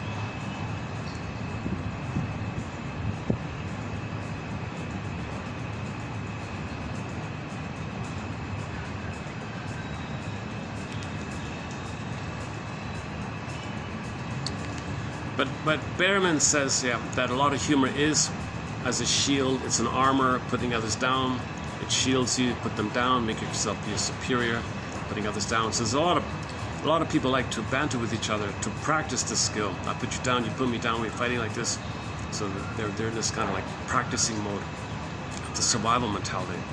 Sad stuff. Humor is meant to be therapeutic. I think Steve Behrman's, he's on the right path. He's not fully there, I guess, but he's on the right path of trying to find the two sides, trying to interrupt either or thinking, trying to find the humanness of it all. At least if you blow off steam. So his example was of how humor can help you realize that we're all one family and all that, we're all the same and all that. I don't like quoting this, but it seems that his favorite joke that he tells throughout his career is during the Cuban thing, whatever. I don't talk about current events, so I'll make an exception here. So according to Behrman, he read it. He said he got it from one of the people who was there, and that person who was there, what's his name again? He named the person who was there, I forgot. And he reported in his autobiography or in his book or something. He found it there. So apparently during that tense time in 1962 or whatever it was, the missile crisis, right? Everything was so tense in the room and all this. And then, one side said, hey everybody, let's take a break. and go around the room telling jokes. I'll begin. Do you want to know what I'll start. Do you want to know what the difference is between your system and our system? Well, in your system, it's man exploits man, and in our system, it's the other way around. I didn't say it right, but everyone burst out laughing. The tension was released. More oxygen to the brain. You can think more clearly. When you think more clearly, more oxygen to the brain. Calm down. Less stress. Stress hormones go down. Oxygen. You can think more clearly. People realize, yeah, what are we fighting about here? Like, I don't get this. We're all people here. Like, it's the same thing. We all have the common issue of we all have a common issue. So that was a key moment in that negotiation thing or something.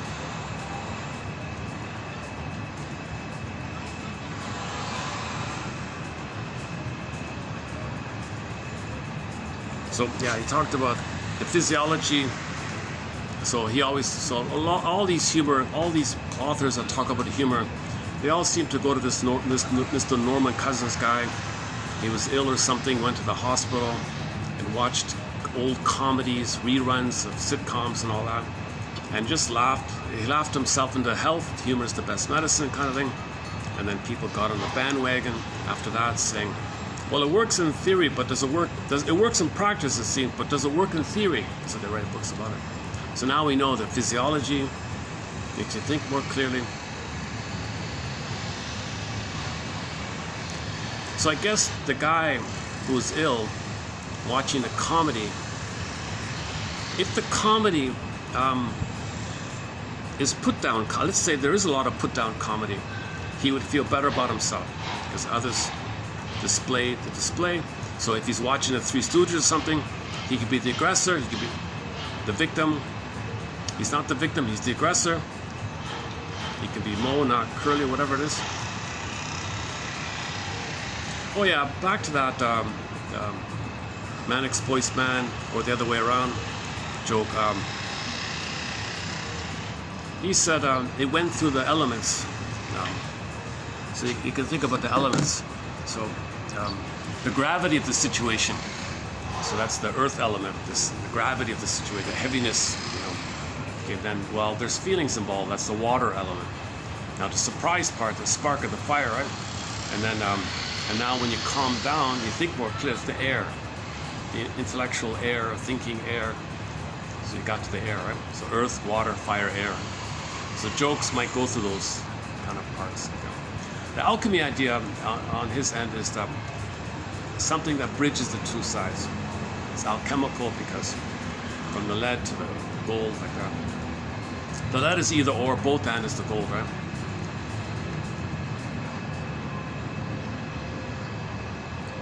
Yeah, even in the pyramid structure in the park, they have this little pyramid at the top. It's goldish.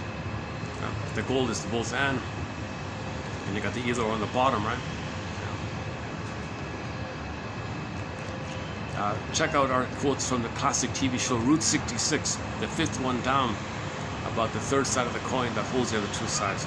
He said in there, search for the third side of the coin. The third side holds or welds or includes both the other sides. It's a circle, it's continuous, just like understanding itself, continuous understanding. Understanding holds the two sides. If you're not holding the two sides, you're not understanding.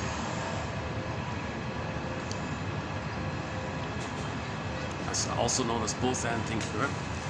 Okay, let's go back to the quotes here. Oh, this is a bit of an unexpected treat here. Yeah.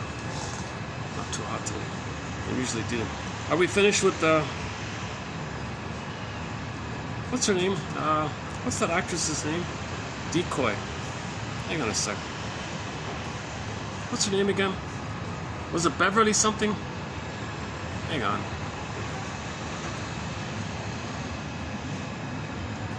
Yeah, that's quite a good show. It's a little heavy sometimes.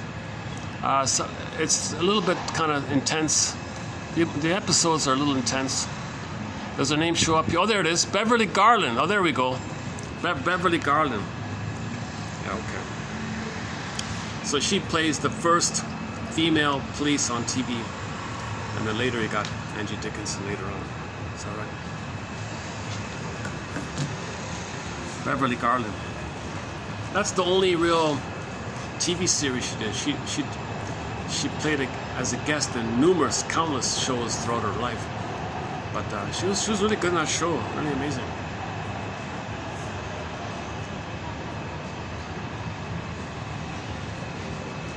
She plays a real tough cookie in that show. The pattern's pretty typical.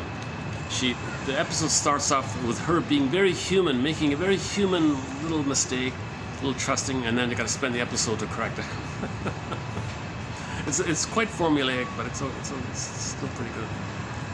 Okay, back to the quotes. Hang on.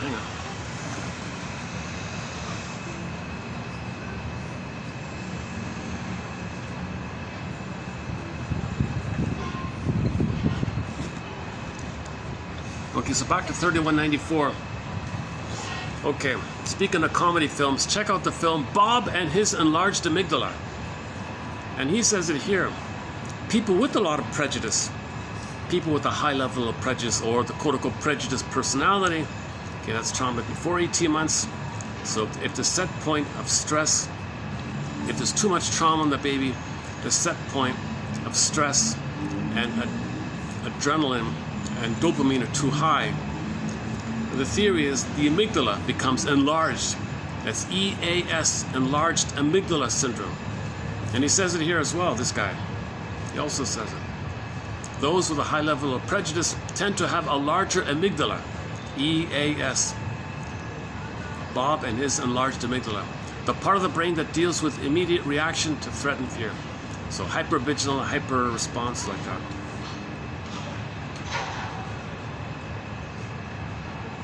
You know, some people have a psychic structure post 18 months, but then they're traumatized afterwards.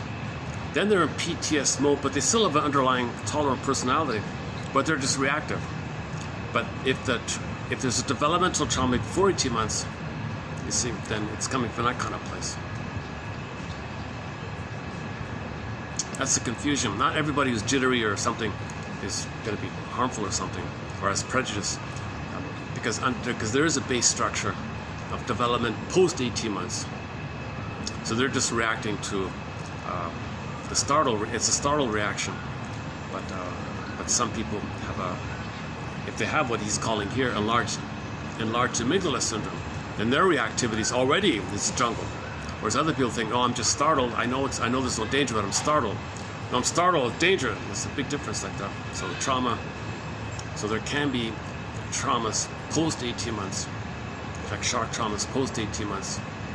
Or the delayed onset of developmental trauma, but trauma post 18 months, delayed onset, then people are jittery that way.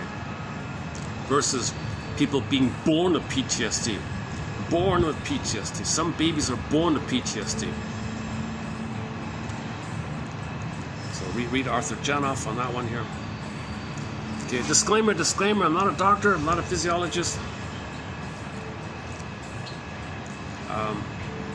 Okay, I don't have anything to add other than what's said here. I don't know the details of this story about Tanzania,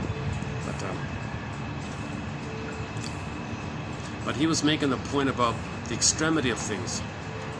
So, like on the spectrum, on the extreme end, no one feels any laughter, and on the other end, there's an exaggerated hyper laughter. So there is a case of hyper laughter as the polar opposite extreme of somebody who can never laugh. So if somebody's gloomy and depressed their whole lives, they never laughed at all, nothing, versus this one here on the other end. There are psychological conditions. That lead to uncontrollable laughter and seeing humor everywhere. An example comes from 1962. Oh, 1962.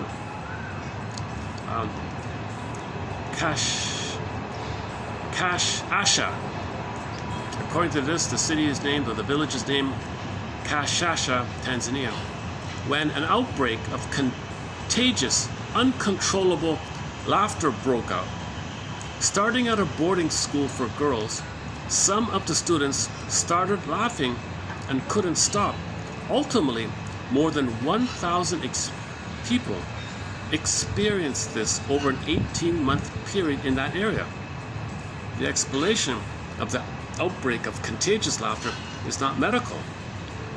It wasn't a virus or disease. Rather, the experts argue, the Tanzania incident was the result of cultural stress. Life in these villages was hard. When the release of laughter began, it spread out of psychological need and became seemingly unstoppable. So if you got a place where there's a lot of tension, things are very tense all the time, there might be this contagious, he laughs and he's triggered, and he releases and he releases and they laugh. And for 18 months, you had 1,000 people just laughing all day. And apparently people flew there to research it. And I don't have the results. I have to look into it. Is that it? Oh, satire. Satire is a work of fiction. Satire refers to the real life, but satire refers to real life. It's fiction, but it refers to real life, obviously. But it's fiction. It's fiction. You know it's fiction, but it refers to something real. All right. Satire's humor derives from pointing out flaws in the real life elements it portrays. Okay. Satire's humor derives from pointing out flaws. So using fiction, you're going to point out the flaw in the real life elements that it portrays. Satire is an inherently moral activity. People live in an imperfect world. People need to act to perfect them. Satire is a tool in this process of the betterment of culture. The use of the tool is to point out the aspects of society that require fixing. Now, if you're coming from the hostile mind, you co-opt this for your hostile agenda. So some satire is meant to be harmful. But genuine satire, the timing is right, and they respect the borders of what people can handle. If you stress them, they're going to be more. It's going to make things worse. So some satire makes things worse, obviously, but some satire, tastefully done, can be helpful like that. So you point something out. You're showing people's blind spots, maybe, in a way that's manageable. But some people who are vindictive and want to feel superior, they use satire as an attack. So a lot of humor is, quote unquote, a weapon. Right? Irony. We did irony, right? Irony deficiency. The Chappelle one, okay. Amygdala, okay. Tanzania, okay. The philosopher one, okay. What else we did? We did the superiority theory, okay. The relief theory, oh, the last one here, okay. So part of trauma is that we don't have the memory of the mother loving us. Due to a trauma in the first months of life, the development of basic trust may be interrupted. No memory image of a good breast arises that could form the background for any possible experience. The trauma becomes incorporated like an unpredictable bad breast, leading to the basic conviction that life unfolds within a basic unpredictability. So you're meant to have the memory of the breast mother soothing you. That's the backdrop of basic trust that lets you recognize goodness and can experience goodness because you have a reference of what goodness was. So if you're loved once, then you have something to, later on you can refer to it, then you can accept love. If that's missing and all you got is the bad breast attacking you, the monster of the id, if something good comes, you just attack it. You can't recognize goodness if all you got is you don't have the backdrop of what they call the soothing interject, the holding interject, the internalized good object. Now this one here, the good breast.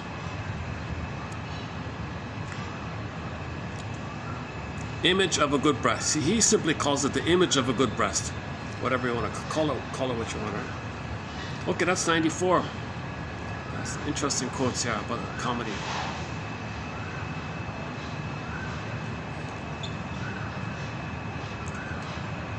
I wish I were in a comedic mood myself. I'm not feeling too comedic today. I was thinking about that. Oh man, I'm going to talk about comedy, but I'm not feeling it today. Son of a gun. Hopefully there's been some comedic moments in my other videos.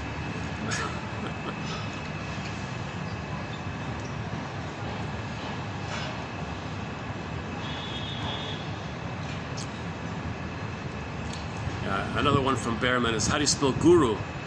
G, you are you. But to identify this authentic you, you have to give up a hope for a better past. If you can do that, then you find that authentic you, right? G, you are you. 3193, what's this one again? Okay, back to Lucy Holmes. Okay, so I've been discussing recently chapters 5 and 7 of Lucy Holmes's book called Women in Psychoanalysis. I'm not going to redo it now, but if you check out the past couple of videos, even yesterday's one, I ran through it a bit, about how difficult it is for women to separate from their mothers, how the girl has a harder time separating from mother, and boys might have the easier time.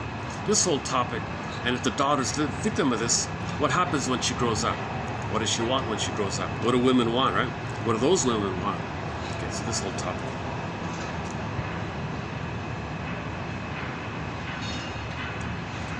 Okay, so she has a chapter a little bit on the myth part. So I'm just going to do a few little snippets. I'm not going to try to run through a whole myth or something. Maybe I'll take a little music. Why don't I just take a short musical break here?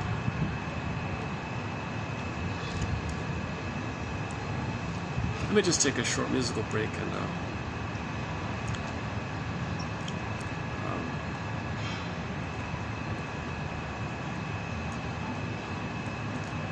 do we have any? Oh, Katie Lee. Katie Lee has some comedy songs.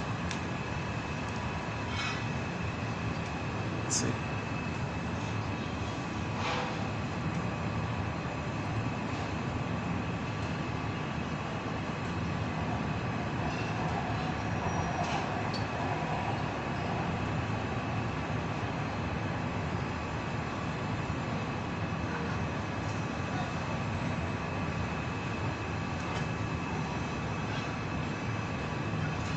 Let's just play our theme song.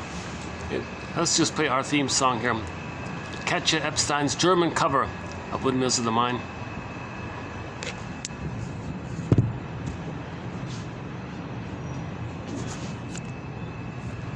Oh, let me see if I can get some kind of... These ceilings aren't too attractive, right? Let's see if I can... Let's try, okay. Hang on a second. Can I do it like this? What if I just try it like this?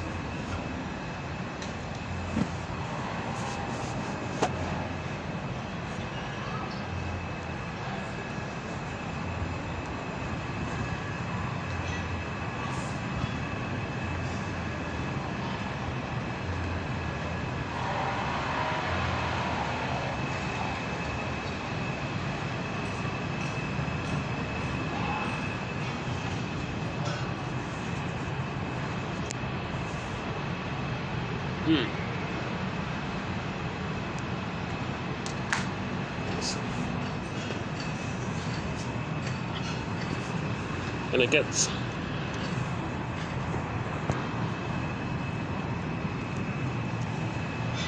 Okay, let me just do this.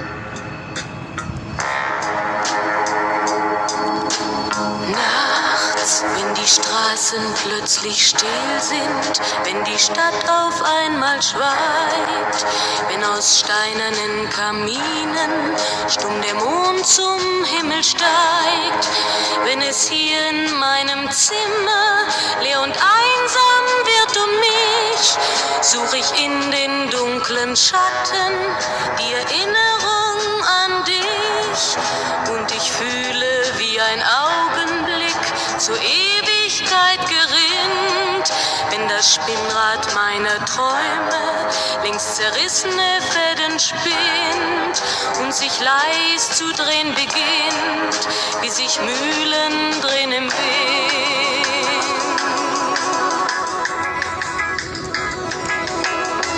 Und es kreisen die Gedanken ohne Anfang, ohne Ziel, wie die schnellen Wellenringe, wenn ein Stein ins Wasser fiel, wie ein Kreisel, den die Peitsche übers Straßenpflaster treibt, wie Spiralen, die ein Adler in den Abendhimmel schreibt.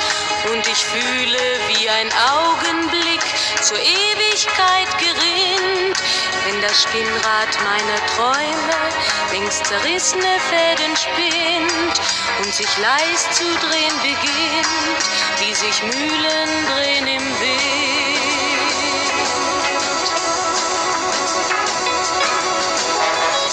1000 Fragen ohne Antwort, 1000 Fragen ohne Sinn. Warum flog für uns der Sommer wie ein Pfeil so schnell dahin? Hat der Herbstwind gar die Spuren unserer Liebe schon verweht?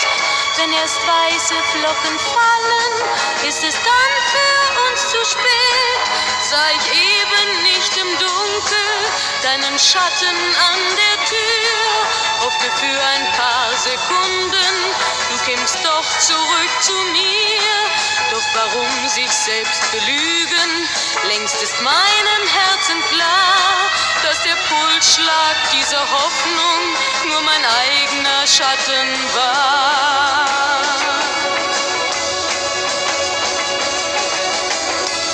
Und ich fühle, wie der Augenblick zur Ewigkeit gerinnt, wenn das Spinnrad meiner Träume längst zerrissene Fäden spinnt und sich leis zu drehen beginnt, sich im Kreis zu drehen beginnt, wie sich Mühlen drehen im Wind,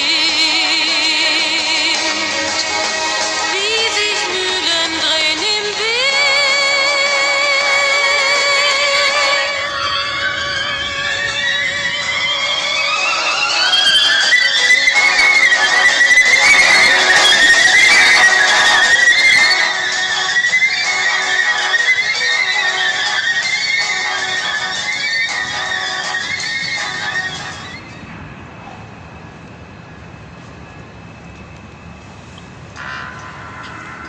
Okay, let's do 3193 a little bit here. So we've talked a lot about narcissists. I won't read through the whole thing here, but so when he sees his reflection, and that's all he sees, that's code for the baby's understanding that there's only him there, that the mother is a part of him. He owns the breast. He's one with the breast. He's one like that. The problem with narcissism is that normally the mother is there for him, sees him, mirrors him, meets his needs, then he can differentiate and separate. If that doesn't take place, he's stuck, trapped in the mirror. Okay? He's trapped with his reflection. And when narcissist is staring at his reflection, one person says you can think of it as he's waiting for mother to appear to see him so he can leave, but he's still waiting and he can't leave. The guy perishes and he turns into the flower as a message of the psychology of narcissism, where in the beginning the self-representation and the mother representation are fused, they're one. He thinks it's all him. He doesn't understand the mother as a separate person.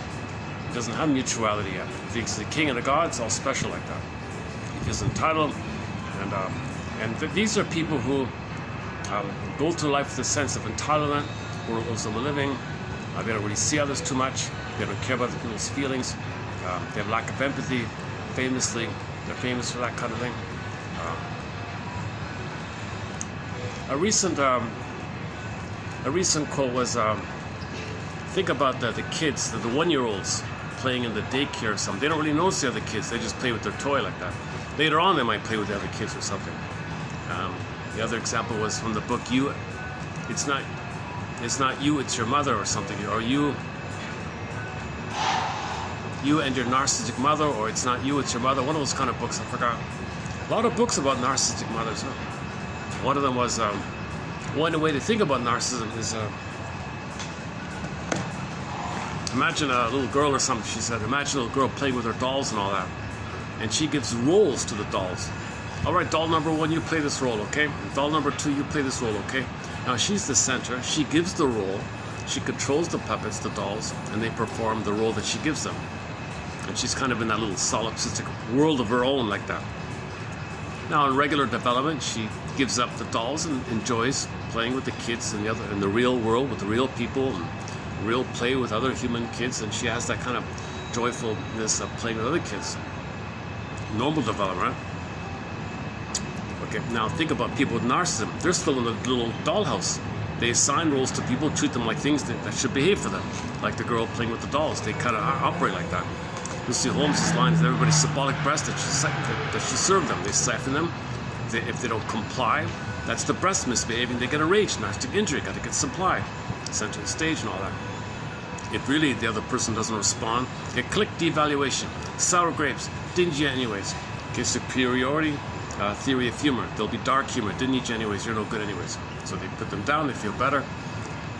That's the state, that's the status that the baby thinks he's a king and a god, one with the mother, he plays the mother's side, and the one he's shamed is him. So the self-representation and the other representation are kind of fused. In normal development, they separate like two coins like that. Now, when they're fused, there's a splitting phenomenon where whenever the mother does not meet the baby's needs, click. The self-representation is shamed, devalued, unworthy, unlovable, defective, and so on. And the mother's a monster. Okay, click on the other side. He's special, he's wonderful, a king and a god. And the world serves him and owes him and feeds him and takes care of him and wants to supply. It's symbolic breast. So the world's symbolic breast, he's a special king and a god, that's one side. That he mainly operates from there. But if something fails him, click, he goes to the other side, click, click, right? Either or, he goes to the other side, and he doesn't play his devalued self, he projects it on others and plays the devaluing mother and shames them in the dark humor. Now some people are kind of set there, that's called the devaluing narcissist. These are narcissists who are constantly bitter and sarcastic like that. Get back to this side here. If the energy is on the self-representation, that's your regular narcissistic status, where they feel special and all that, and others should serve them. So the energy is on the self, and everyone's symbolic breast. That's sort of like normal setup. In some cases, the mother crushes that, and the child has to zoop up or project his self-specialness onto the other. Now he's going to go around idealizing others, sees others in his glorified way and basks vicariously in other person's projected amazingness, and they think special via the association of doing that. That's called a closet narcissist, the idealizing narcissist. So they got to admire someone else and then think they're special in connection like that. Okay, so that's the topic on the closet narcissism or the voyeur narcissism, like that, where the investment's on the other and they bask in the glow of the other. So they give you the mother said you can't be special and grandiose, so it goes to the mother. Imprint is there. So they transfer that imprint, they see everything through that lens. Everything's refracted through this imprint, this dramatic imprint, script, schema, schemata, working model. So the working model is energies on the other, so they go through life like that. So they got to idealize someone and bask in their glory by the association of when they think someone else is amazing. That's what happened in the mother, with the mother. Mother compelled the child to admire her because she wanted supply, she wanted to be seen, center stage, so they make others center stage to be seen, and they vicariously delight in the projected quality that they feel special if the mother is so amazing.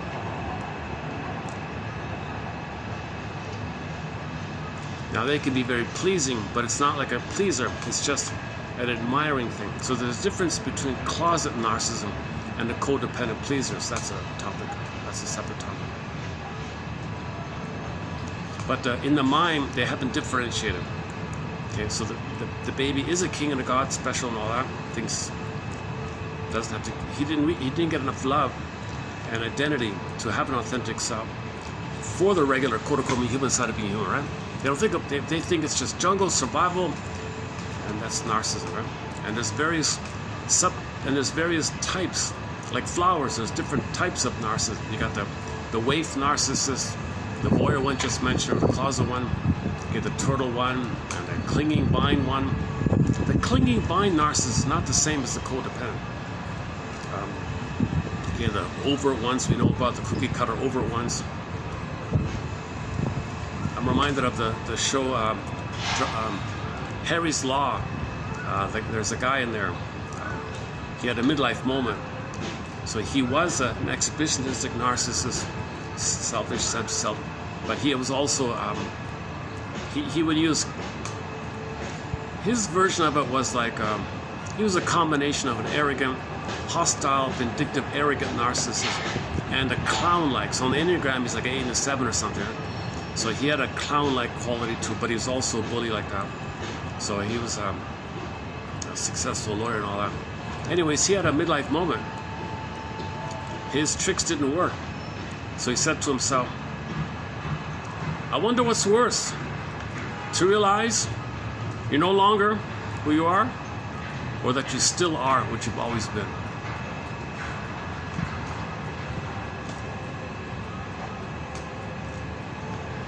So in that moment, that's a rare moment when a narcissist does look at themselves, right? But typically they can't do it. They're too dependent. They're addicted. Remember, narcissism is an addiction. Okay? Addiction to self-hate, addiction to schadenfreude, addiction to putting others down, addiction to being important, addiction to superiority, being the mother. Okay, their shame self. Okay, they're addicted to the shame self. Others got to have it. So it's like a double addiction. Their own self-hatred onto you and superiority, the king and the god, the mother. So it's really an addictive. That's why the narcissist flower, apparently in ancient Greece, gave people delusions and illusions and all this. So that was an approximate way of saying narcissism is an addiction. Technically, somebody said all self-defeating patterns are addictive like that. So he needs supply, narcissistic supply, in lieu of mother's missing supply. He didn't get mother's love, so he looks for symbolic mother's love called narcissistic supply. Attention, people think he's center stage, important, people listen to him, etc. So he can do it in the star-like manner. See me, you know, that's the star one, right? Like and the female version, that's like the star one, right? Or the guy that once looked so priming and handsome.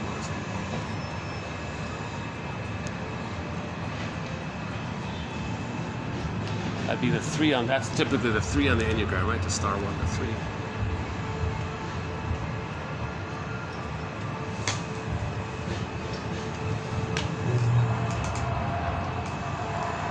Okay, so let's just add one more quote here. When Narcissus saw his own reflection in a pool of water, he could not tear himself away from the beautiful image. Finally, he died of self-neglect, and the beautiful flower appeared in its stead. Appeared there in its steed. In his steed instead. Today, the narcissist grows on the banks of rivers.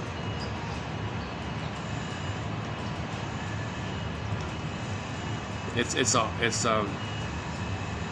a harmful flower. It's a toxic flower. So they're toxic, right? Narcissists are toxic in the sense that they're angry and bitter all the time, so it's toxic.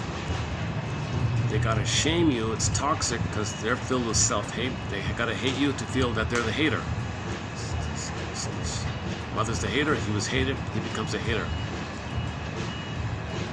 Now, all hate, when you loop it back, traces back originally to the source point, to the cry for love. Hate is still a cry for love. So even if somebody's quote-unquote toxic or hateful or prejudiced or something, it's still a cry for love. It's still a cry for love. So Dave Chappelle doing his little comedy thing there, it's still a cry for love. If he's being, geez, I hate that I got to do this, it's still a cry for love. Or people laughing at him, people, they're still crying for love from the mother. Everything's love or a cry for love. You got to trace it back to that.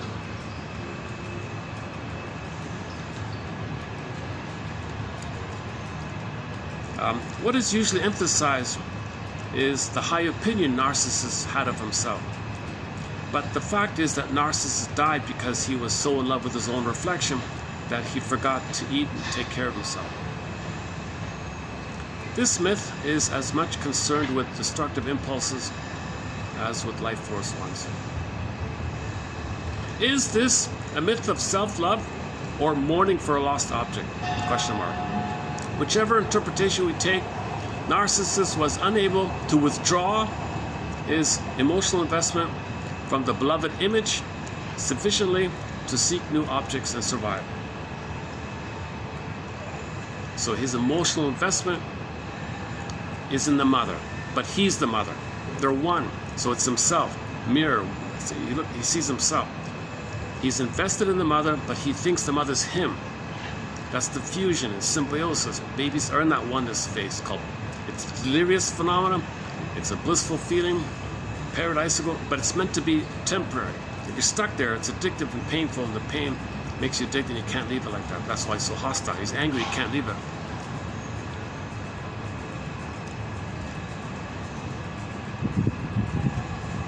Okay, so in general, when you're looking at myths, and you see these characters in mythology stories, they're personifications of something about us inside. Okay. For example, so I'm going to change the topic here. Okay. For example, one of these creation stories, right? The story of the world begins with the spontaneous emergence of 4 uncaused entities. Okay, so all these origin stories, they're code for the birthing. The first is the chaos, which signifies unlimited space, infinite darkness, unformed matter. Okay, that's the uterus time, right? In the uterus. Finally is birth. Okay, there's Gaia, that's the mother. Okay, next comes white-breasted Gaia, the earth, and mother of us all. Following that, okay, Eros is the reach for love, but it's rejected, then Tantalus. You're reaching and you can't get it. That's the Tantalus. So first is the chaos of the womb, then the mother, alluring, got a life force attachment, rejected. Now you're teased and you're suffering in hell like Mr. Tantalus. So Mr. Tantalus, he's the guy in the myth. So myths refer to inner dynamics. Myths are true on the inside, not on the outside. Myths are code, metaphors, symbolic representations for inner dynamics. They're true on the inside. Myths are not real, but they point to something invisible that we don't see, but we believe is real. We feel it's real, but we don't see it. So you create a myth to refer to it. So Mr. Tantalus in the myth, okay, was in the hell scene, that's shame, in the water, or immobilized or something, and the nipple would appear. Every time he reached up for it, it was pulled away, and he's suffering. He reached up, the wind blew the branch away, he couldn't reach it. It could be the apple, it could be the cherry, it could be any kind of fruit, round, reddish, delicious fruit. Okay, that means weaning trauma. Tantalus means weaning trauma. Baby tried to reach for the nipple, mother pulled it away. Enter Shakira. Go to the album called Shakira Volume 2. Okay, you got a baby tied to the tree, and the mother held the apple away from the baby. That's weaning trauma. The apple was the nipple, she pulled it away. Hell, man, hell yeah. That's what happened to me. She did that to the baby. She had a Talionic feeling. So the baby is reaching, rejected, reaching, rejected. So every time Mr. Tantalus would reach, either for the fruit above or the water, or whatever he needed, it was rejected. Water would go away, the fruit would go away. He's immobilized, he can't move. He doesn't get it. He's suffering, he's tantalized. That's why the word Tantalus comes from. He's tantalized by the mother. The mother tantalized him and rejected him. He's always in a state of Tantalus. So he reached, rejected, Tantalus, Tantalus.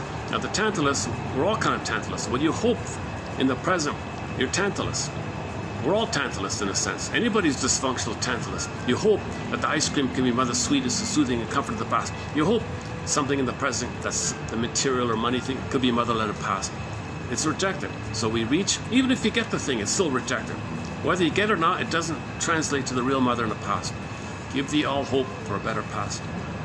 So chaos is the uterus, then the mother, okay, and then you want to reach for her, that's the eros one, the rejection, the pain, that's the Tantalus one.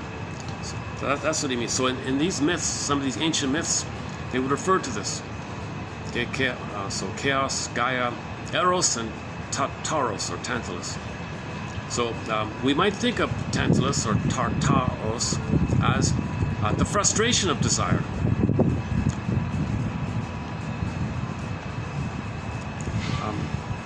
Okay, the Greek story of the creation of the world mirrors psychosocial development of each human being in an uncanny way. For example, if you think of Hesiod's creation myth in terms of human psychology, chaos, a state prior to perception, represents the child in the uterus and in the symbiotic state of the undifferentiated fusion with the mother, a place where I has not become I. Symbiotic memories appear prominently in all Greek myths that have to do with a primal paradise. So in myths, when you talk about paradise and Garden of Eden and Shambhala and Shangri-La, when you talk about these things, you're talking about this here, this paradisical kind of place. Enter the joke, we spend the first 9 months of life trying to get out of the womb, and the rest of our lives trying to get back in. Meaning, if there's trauma at birth, you want to go back in and get a better out and get a better birth, because at birth your paradise is meant to continue for the first 4 to 5 months. But if it's failed, you have to hope for it. Okay, enter all the hope, relentless hopes, oral fixations, repetition compulsion, dysfunctional behavior, showing up to mother, in your anger, telling her what she did to you, or reaching for her. We're emotional love fugitives from the love that we seek. Dopamine, chase, can't enjoy. Chase, all you got is chase as the hope to push back the pain, hope to push back the pain, hope to push back the pain. We're sugarcoating the pain. This is called Breuer calls it psychic masculine. We're chasing to push back the pain, but we're fixated at the rejection point, which we sugarcoat, and then we have the hope that we'll have the better past. Enter the past 2 videos. Forgive thee all hope for a better past. Symbiotic memories appear prominently in all Greek myths that have to do with the primal paradise, where there's no desire because there's no lack of gratification. Like the Garden of Eden, these myths are a fantasy of origin and of lost bliss, blissful oneness, lost blissful oneness. Okay, the emergence of Gaia, or mother, out of the chaos, of course, reflects the infant's first object, the mother, who is the first structuring principle in the child's life. With the perception of the object, the breast mother, right, comes the initial experience. Okay, wait a minute, now what? The mother's there, but wait a minute. Something's going on here. You reach for her, she rejects you. Okay, that's Eros. And the Tantalus, the hell one.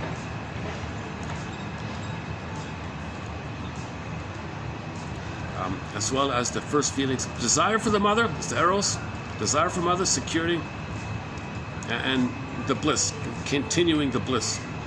Okay, myths symbolize the progression of the child from symbiosis to separation. So the whole mythological epic refers to some aspect of child development. If there was a battle, an epic battle in the canal, of the birthing canal, that could be like an epic battle like that. Some people think the Odyssey, one of the scenes in the Odyssey is about that. The sea monster is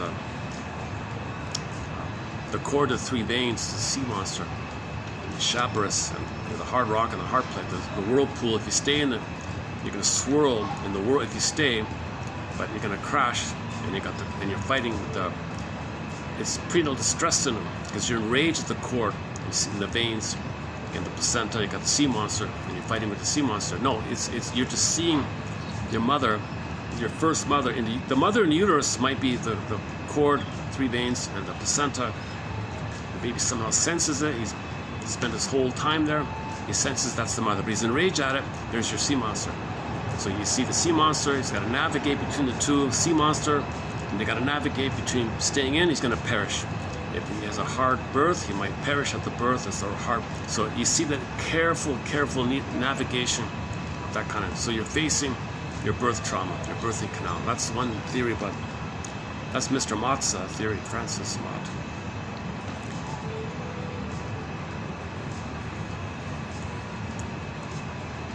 Okay, the one about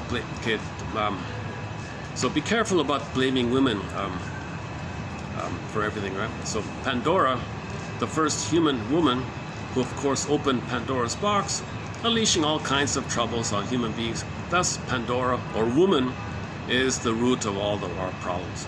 But remember, there was a prior thing. How did it go again? Prometheus stole the fire, gave it to the people. So that's code for some kind of disruption, some kind of disturbance in the birthing. So the mother was traumatized. The mother was traumatized. The baby girl was traumatized. And then she traumatizes all the children, boys and girls. These boys and girls grow up in transmission of intergenerational trauma. And we've been in this transmission of intergenerational trauma called homo traumicus for the past 10,000 years.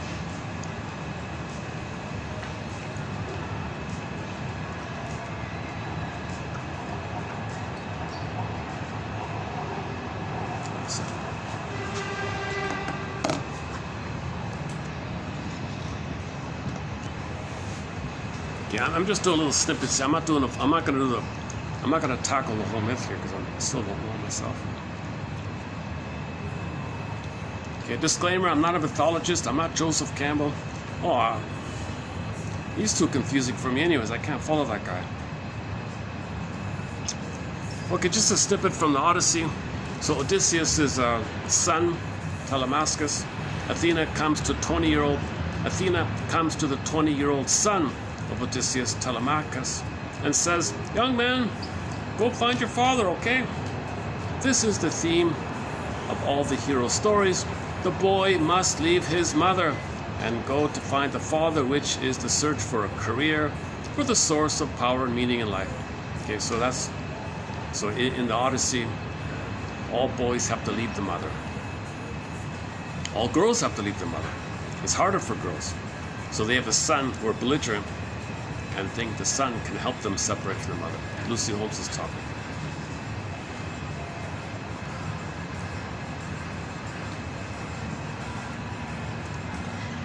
One theory about the Odyssey is he's facing all these feminine voices, like all those Calypso and Circe and the Siren. These are all voices of the mother. Don't leave me. Stay with me.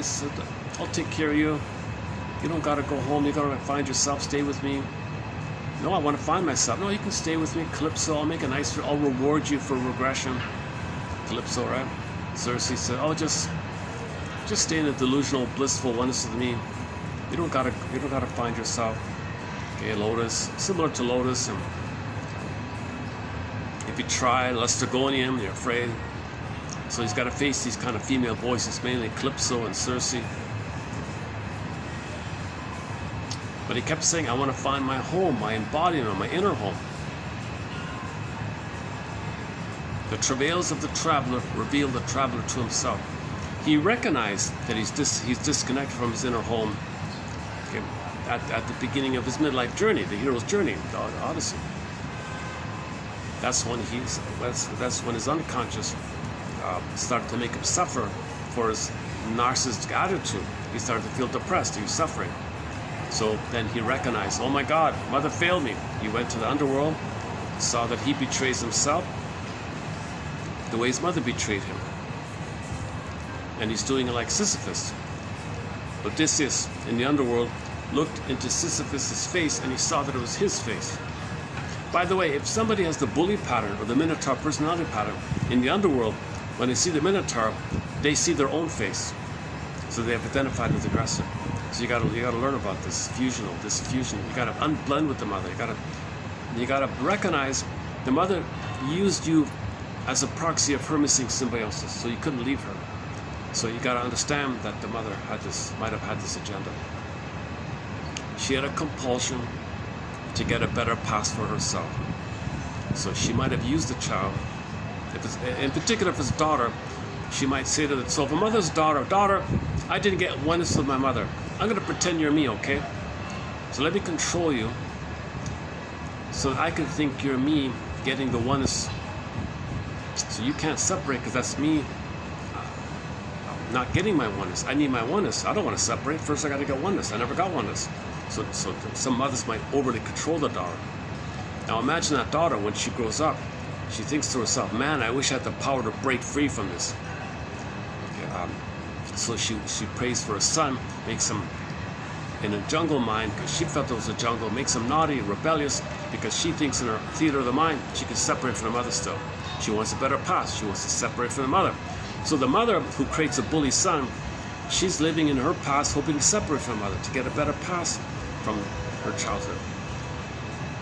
We operate from these models, these schemas, these scripts, these templates. That's Mr. Freud's big thing, the power of the unconscious. It's unresolved, there's a working model there, there's too much pain there, we want a better outcome. So we repeat the past, because that part of the brain doesn't know time. We do it symbolically, hoping magically some symbol of mother could be actual mother. Or we show up the mother by identification to the aggressor. Called making a magic gesture. We're lingering in the past, dwelling in the past. We don't even know this kind of thing. We didn't get mother's love, we're angry at her, this whole mess like that. So enter the Greenberg quote. So Mr. Sir, you have trouble living in the present. So you're living in the past because you never lived it, never had it, never had no past. So still hoping for the past. So the present is still the past. Present's new additions to the past. Present replay, reenactment of the past. Same script, different cast. Play the song, same script, different cast. Yes, you understand the present, but in terms of what you're after, your motivation, your desire, what you're doing, what you're using the present for, is to get a better past. You're using the present in some fantasy way that you can get a better past. That's called dysfunction, it's called neurosis.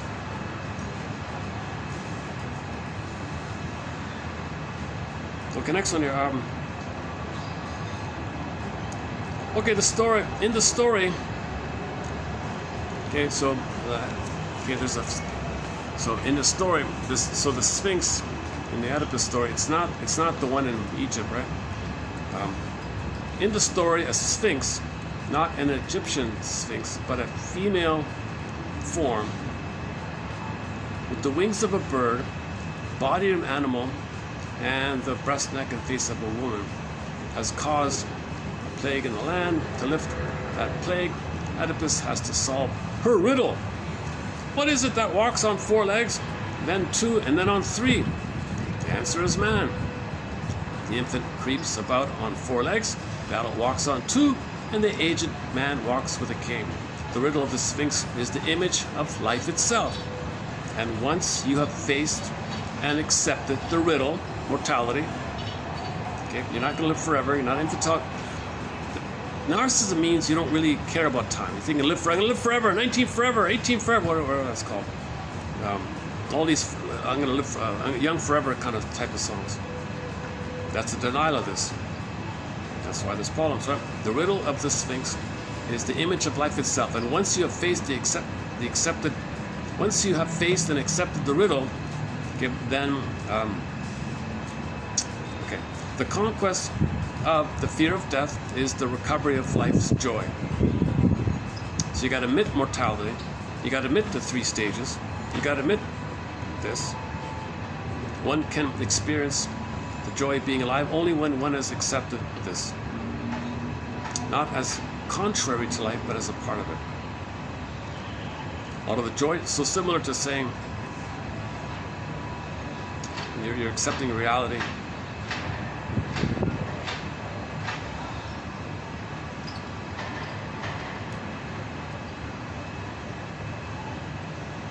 So this idea of the time, the riddle, the time, right? Child, 4, senior, kind of thing. You're admitting time, duration of life. read the little mini Grimm's tale called The Duration of Life. It covers this as well, The Duration of Life. Look up the Grimm's tale called The Duration of Life. It's only like 2 minutes to read or something. Similar idea. It helps you to, with this facing the Sphinx. When you face this issue of duration of time. Reality means you understand, so you can be yourself. You deny reality, you're in panic mode, you think you live forever, and you're in manic mode to deny reality. Back to that pigeon joke by Mr. Behrman. And you know, but he's onto something. The guy's in his 80s. He looks like he's in his 50s. He's very energetic. He still does tours and all that. Still runs around, buzzing around in his camper van or whatever it is. I don't know. His hippie van or whatever it is.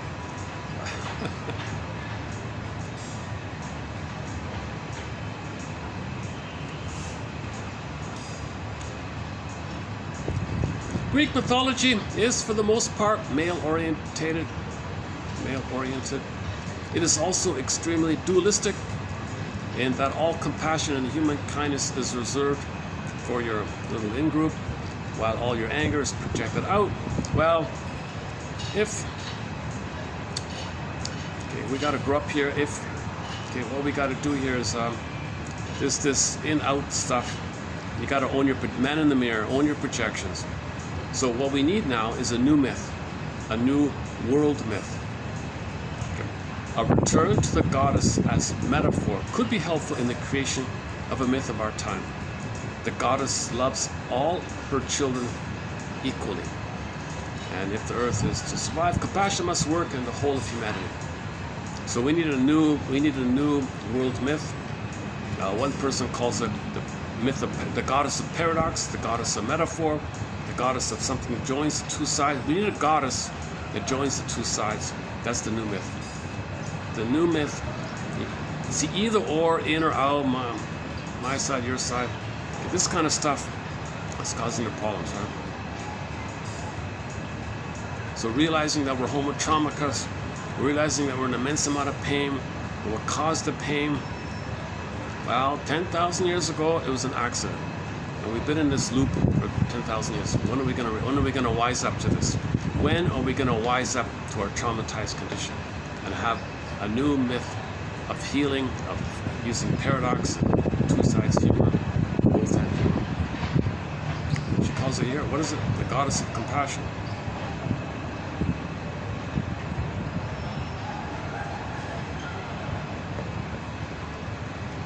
Like global compassion or something like that. Where is it again? A return to the goddess as metaphor. Oh, goddess as metaphor. Oh, I see. A return to the goddess as metaphor could be helpful in the creation of a myth for our time.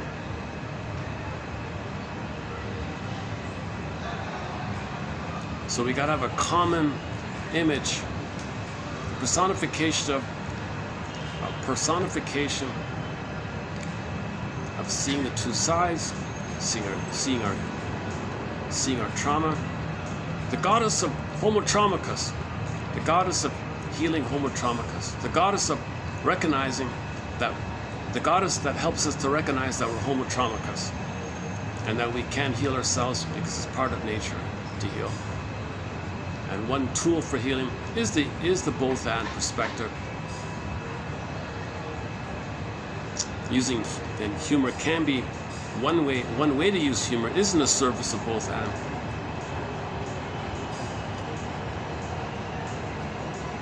Okay, next one here. This is from another author here. Symbols or metaphors in Greek tragedy reflect the consciousness of inner conflict. Okay, so in a Greek myth, if you have, for example, blue clashing rocks, that's some kind of inner conflict, right? Like Mr. Chappelle, you saw the voice in his mind and himself. So you could have like a side image of clashing rocks. Okay, so the post-traumatic slave syndrome and PTSD, like it's a double PTSD in his mind, and him trying to be in the present, but the memory of the trauma. So there's like a conflict like that. How do I move forward, but I didn't acknowledge the pain of it all.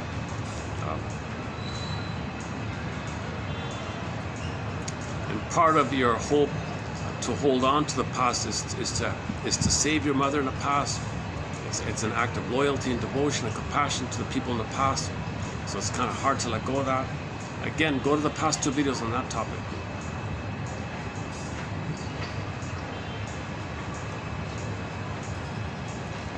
So one example is the blue crashing rocks. The other one is from Plato about the horses. One horse is pulling the chariot up. The other horse is pulling the chariot down. The bad horse pulls the chariot down. So there's a conflict if one horse is pulling the chariot up, the other horse is pulling the chariot down. So that's the old Plato one. Someone said, of 2 minds, so stood 2 wills of mine in conflict with each other, one old, the other new. And they laid waste to my soul, me against myself, of 2 minds basically. There's an ancient term for this.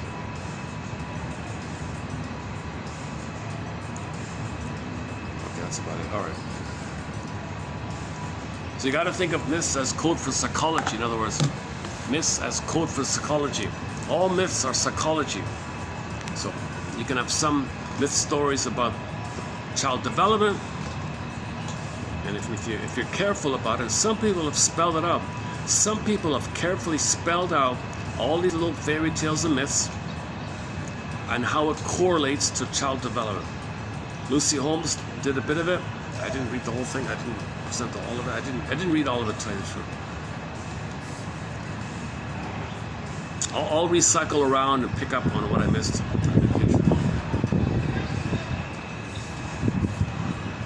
But just impress upon the idea that myths and fairy tales are code for psychological trauma, psychological development, developmental trauma, the issues of ourselves and our development.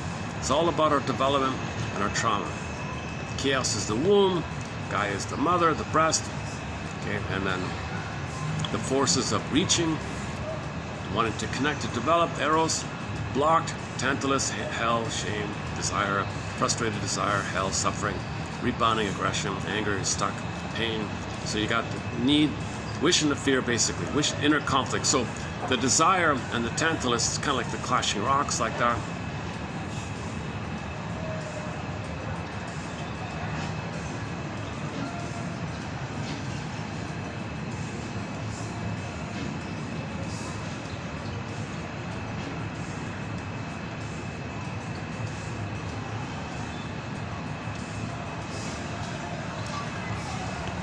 Let me dig up the ones for below here. Hold on a second. So we're doing today, let's see. So the ones for below are, let's see.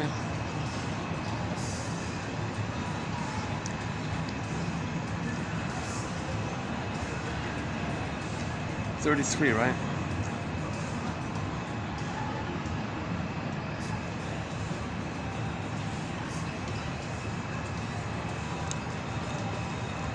So what I did is, what I just talked about was preview. I have a huge backlog of quotes. I've got 60 pages. I'm behind 60 pages.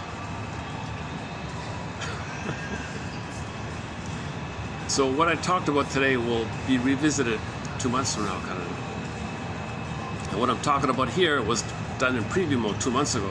That's okay.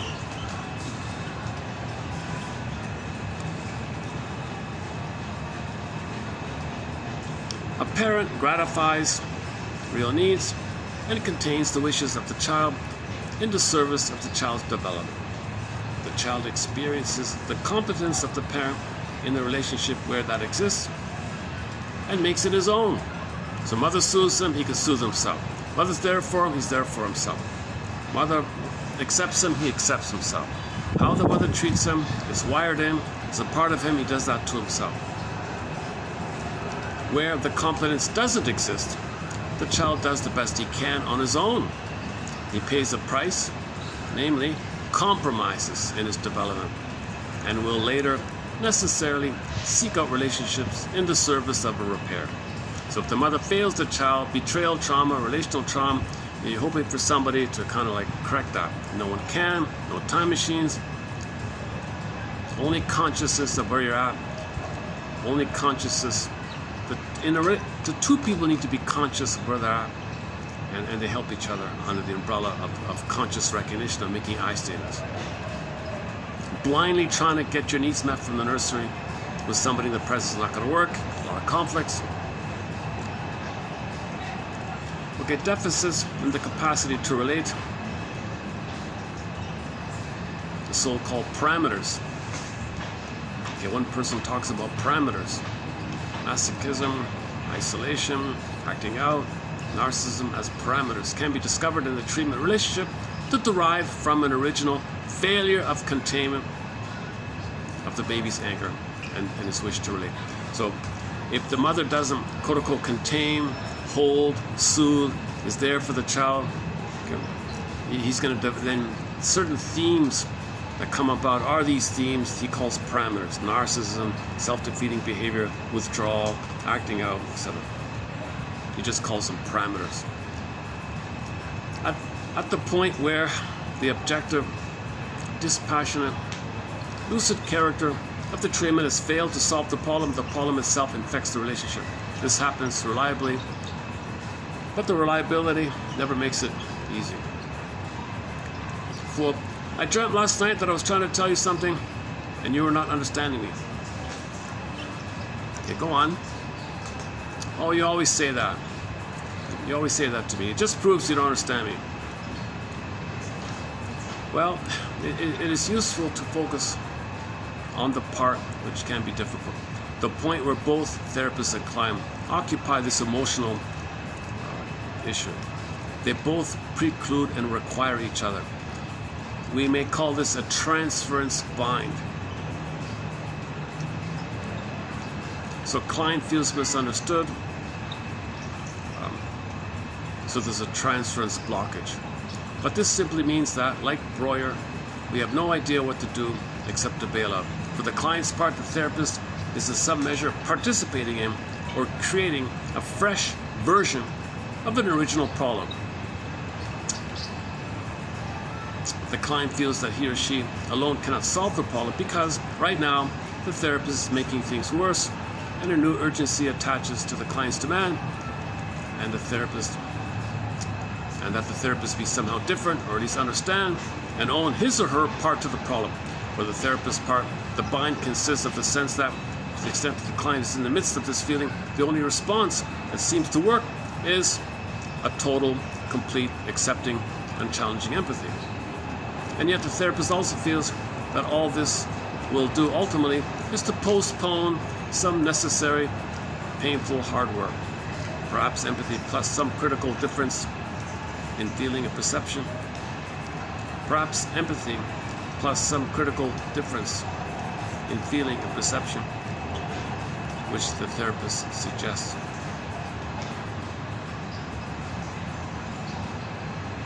But this goes beyond total accepting, complete, unchallenging empathy, and to the extent that it doesn't work.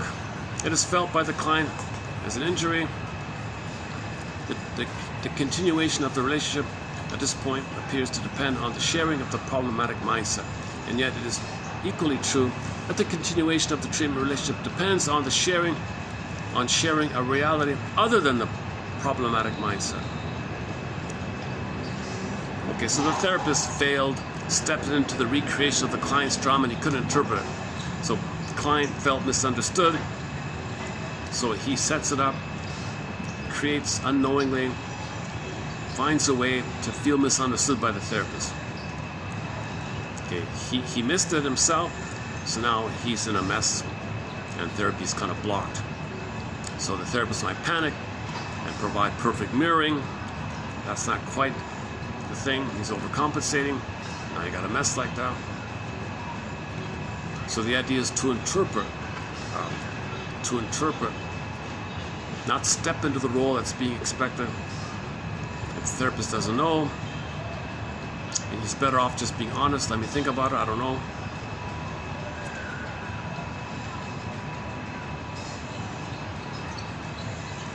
Masochism said that when he makes mistakes, he comes clean. He tells them, that would trigger me. It brought up something in me, and I said that didn't fit in your situation. I'm sorry about that. And they're okay with that. if you're honest, it's a relief when someone doesn't gaslight you. But this example here, the therapist is trying to cover it up, trying to compensate or something. So his term for this is a bind, some kind of transference bind.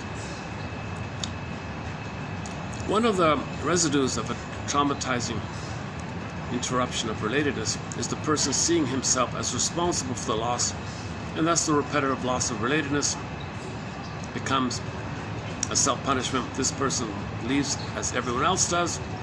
I make them leave. I deserve what happens. Okay, so this recreates the pain the client felt. He's going to leave. He blames himself. He's no good. He was too difficult for the therapist. He created it. So the therapist didn't interpret what was going on. So the client recreates the childhood in the present to communicate the childhood in the present. The therapist is supposed to catch that and give that back to him in the form of words, formulation, instruction, make him conscious of it. So he communicates by reenacting, replaying. He spins it off. He's got a 45. He's going to play it. Hey, therapist, I'm going to play my childhood traumatic, repetitive, over and over again thing. Can you please put words to it so I can make it conscious? Lend me your conscious time to my unconscious behavioral acting out timelessness.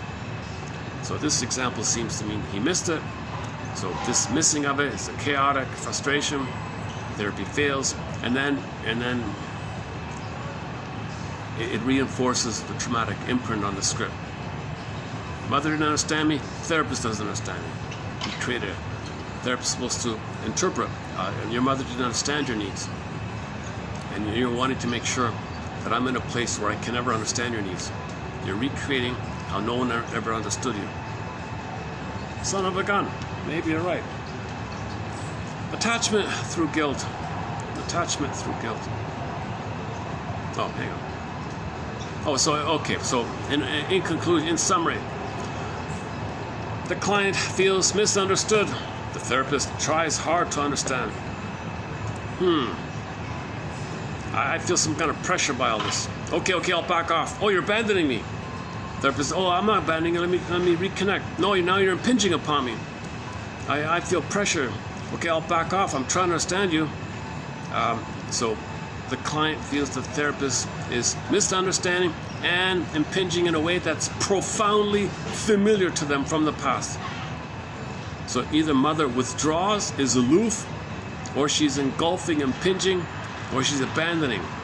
So the client recreates this dynamic in the present, where they see the therapist as impinging, misunderstanding, and trying too hard, putting pressure. That's what he felt. Or therapist backs off, now they feel abandoned. It's schizoid dilemma, right?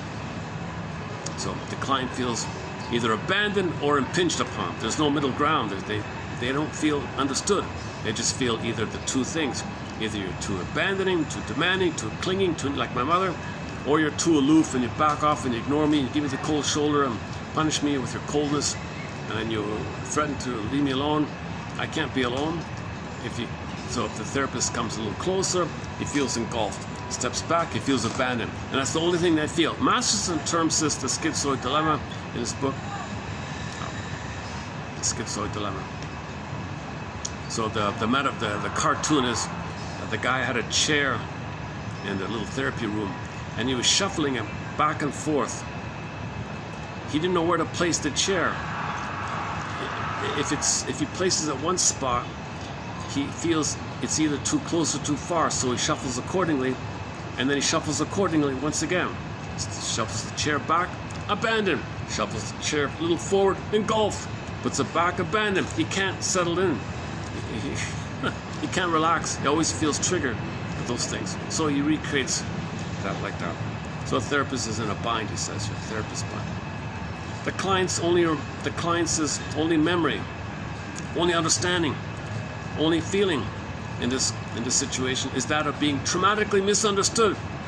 So I'm traumatically misunderstood. My mother traumatically misunderstood me, and here it is again.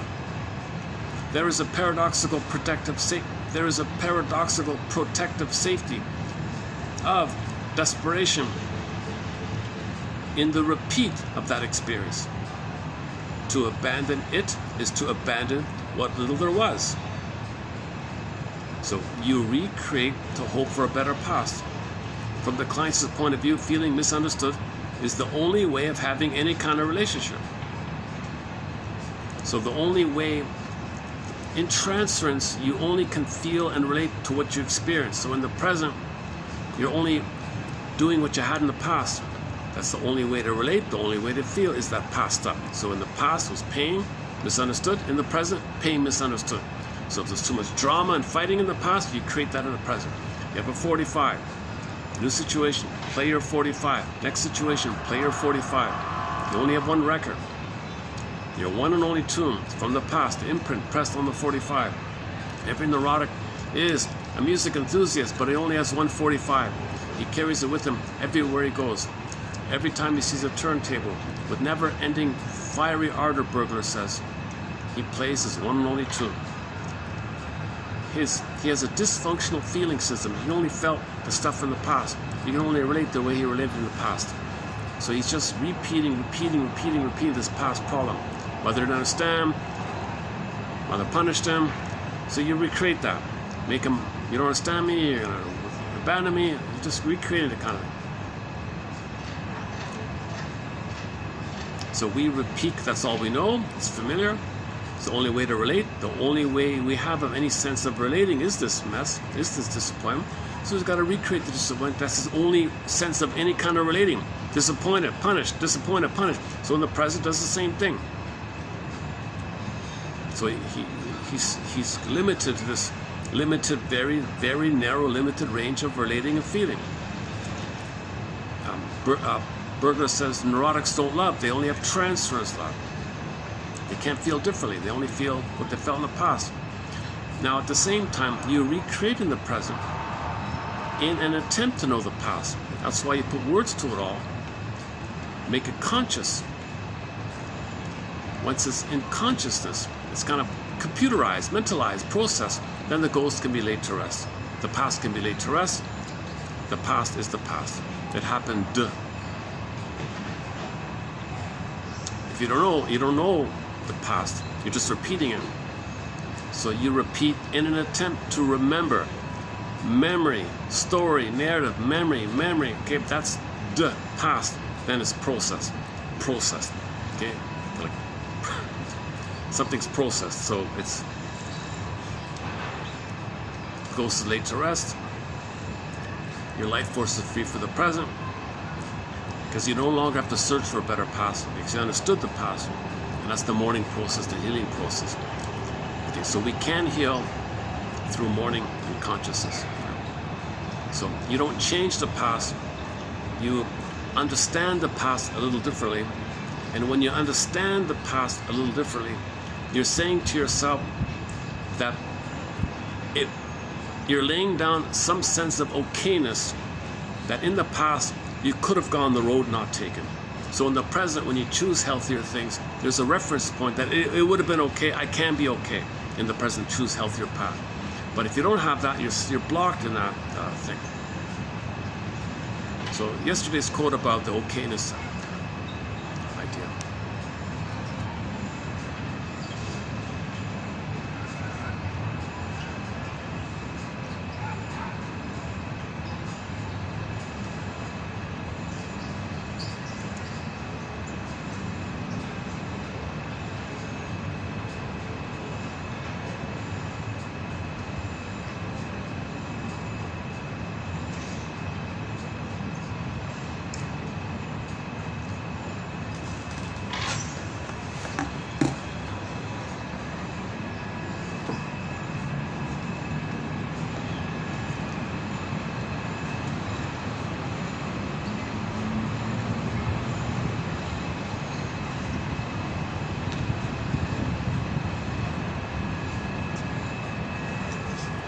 My goodness, all the Christmas decorations are up already.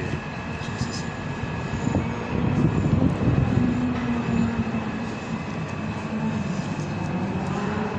All right, oh, it's early. It's mid-November. What is it? Mid-November now, right? Yeah, okay.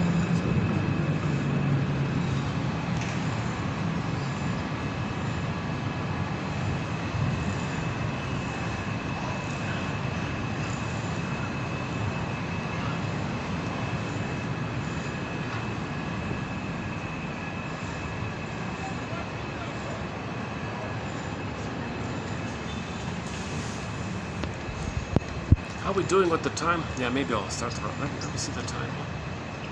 Hang on a second. What is it? 4:32.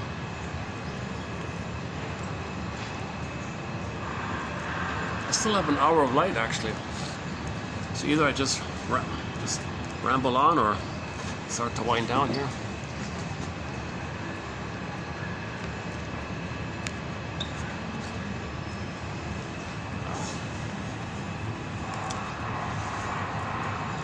So the Paul Russell quotes I think are pretty good, are excellent. So 31, 33 below, and then 2 and 1, and then tomorrow 4, also more from Libby and 5, I think.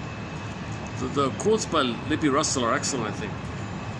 So for example, in 31:32, okay, when you heal, then there's a sense, then there is then a sense of, there is then a new and powerful sense of something which has been needless and self-destructive. So he called it an unnecessary, destructive compassion. Like, isn't it bittersweet that your dysfunction is hoping for a better past, hoping to heal your mother so you can get a better past, hoping to fix your mother so you can get a better past? Isn't it bittersweet? So it's destructive to live in the past all the time. So finally, there's going to be a new sense that this is needless. You don't need to do this. There'll be sadness. A lot of the sadness is this: the sense that the client has now that things do not and did not have to be this way.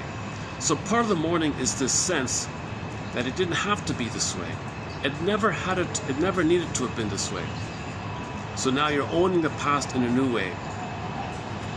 The richer, deeper, more authentic feeling that the client has about the treatment almost always brings forth something new about the past that carries some conviction. So he called it the quantum idea. So there was linear time, it did happen, you don't change it, but in your mind, when you recognize and add new meaning to the past, oh, she was impaired. Okay, I could have gone this way.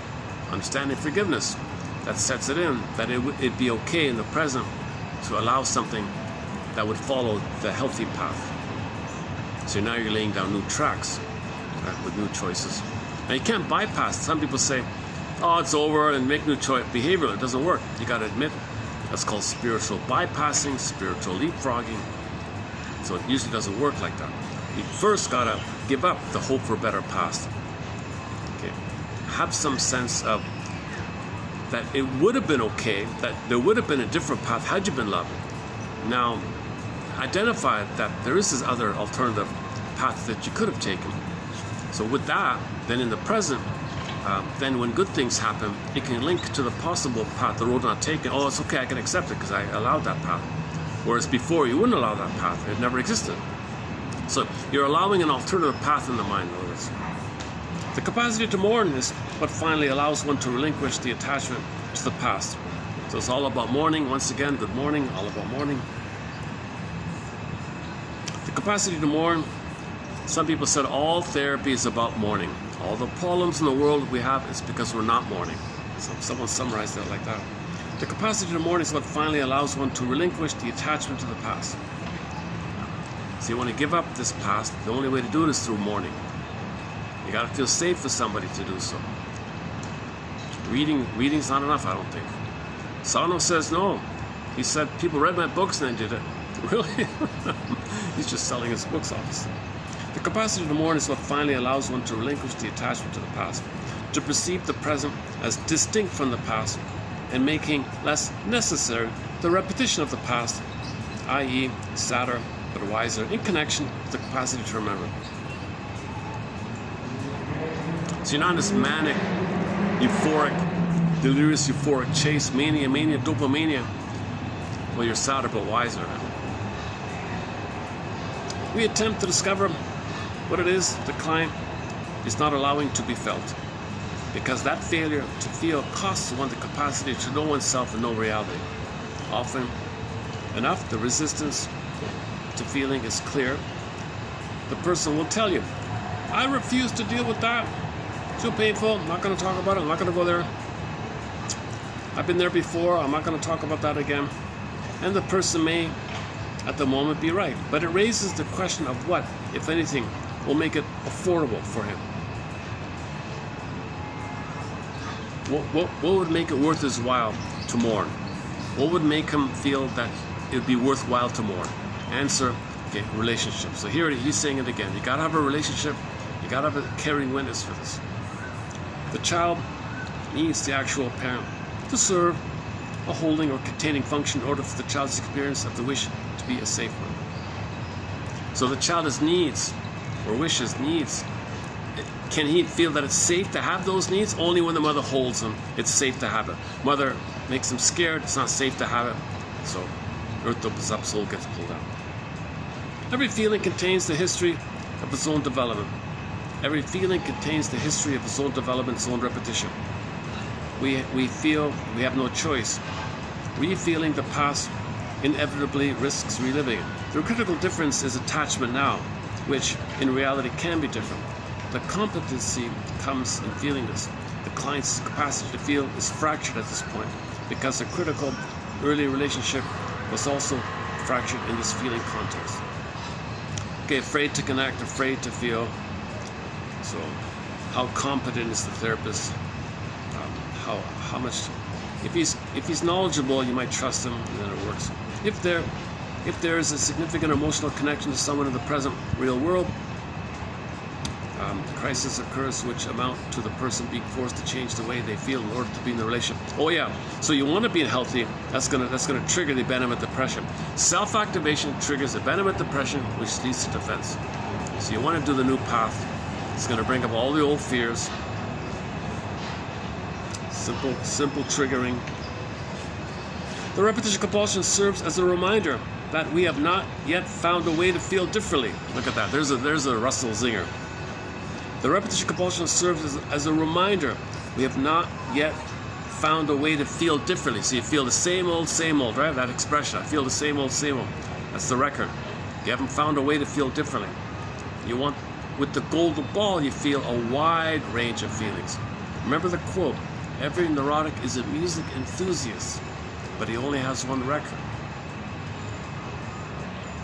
The repetition compulsion serves as a reminder that we have not yet found a way to feel differently.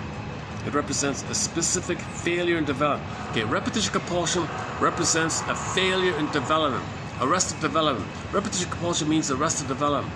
You're in the past, you're living in the past, you're repeating the past. Arrested development, you're repeating the past, so all time is that time, because that brain doesn't know time. So that's the driver, that's the puppet master, that's the organ writer, doesn't know time, is doing it all the time. So the present is still the past.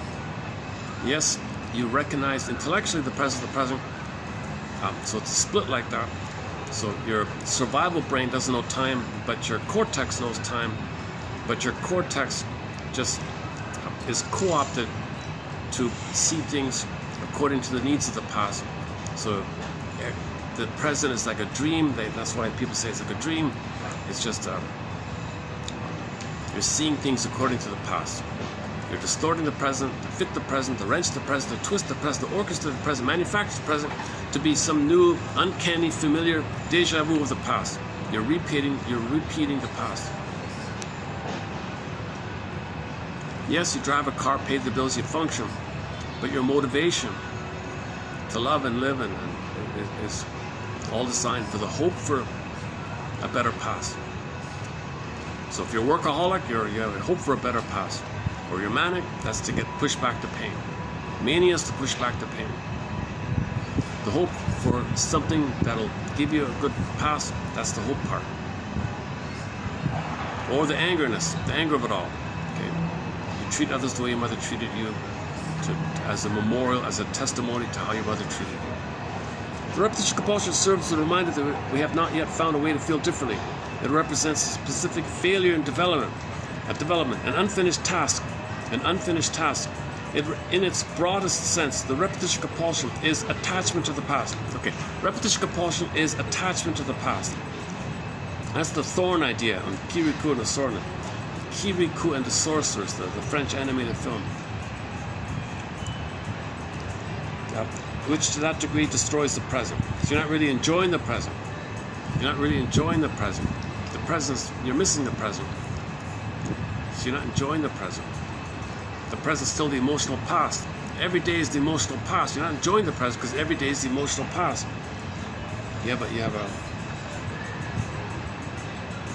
Living the past is its own kind of self-harm. And you're addicted to self-harm, and there's the addictive thing. But the seeds of emotional growth reside within the repetition compulsion. So the positive intention is that there's a seed that you have the opportunity again and again to recognize that this is a recreation of the past, so you can know the past, so you can stop repeating. So there's a seed of growth when you can do that. Every feeling contains its own epigenesis, the history of its past, the thrust of its development. The concept of development is assumed in the notion of affective competence, emotional competence. Melanie Klein was among the first to speak in terms of the epigenesis of affect, the evolution of the capacity to feel. So neurotics have a limited feeling realm. Okay, Disney film, fear and anger, ennui, jealousy, envy, spite on the console. What about joy? Joy and sadness, the whole range of joy and sadness area. So the survival limbic stuff or the feeling loving stuff, there's two parts of the brain, feeling brain, okay, crocodile brain, mammal brain, okay, reptile, monkey, or take your pick, iguana, giraffe, take your pick. For example, the depressive, so there's a developmental component. The paranoid schizoid is the earlier one, the depressive position is the latter one. The depressive position means the both and, the either or is the paranoid schizoid.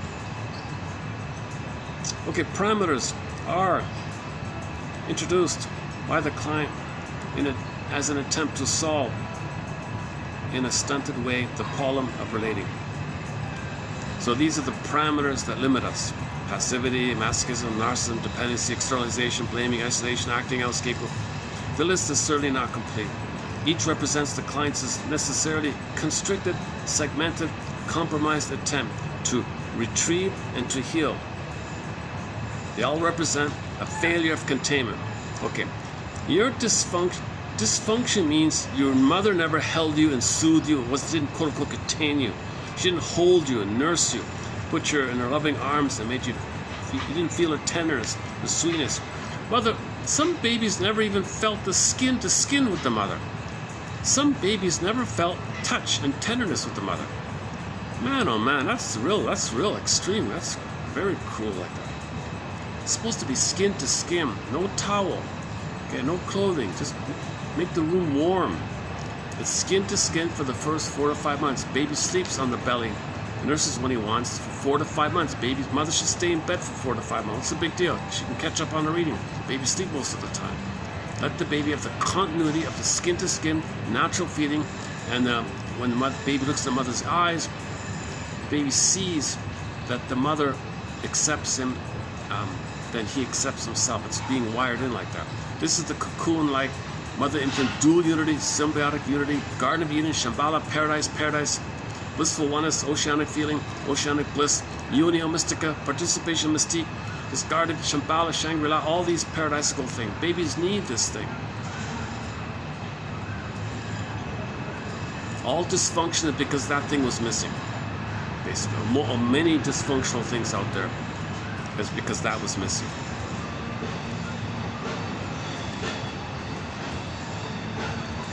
The only way, including the anger. So the mother didn't hold him, and to boot, mother didn't hold the baby's anger. Whoa. It is the only way the client...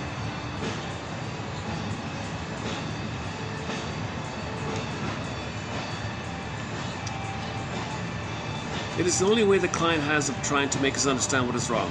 It is as if the client chooses the treatment crisis, the potential rupture of the therapy relationship, to try to convey that which is important to him. Okay, so he's recreating a possible breakup in the therapy room to communicate the point that was really most important to him or something. And worse yet, he does so not in words, but by recreating the anguish for which he came to treatment to begin with. The client doesn't bring words, he recreates the anguish for which he came to treatment to begin with. A situation arises where the need for some kind of understanding and containment is at its greatest. Oh yeah, he calls it like the crunch time or something. Crunch, is that it? And yet, the resulting situation is such that it is least likely to occur. So can the therapist pass the test? Can they interpret?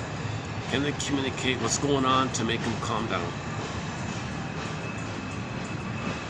The transference is a species of the repetition compulsion.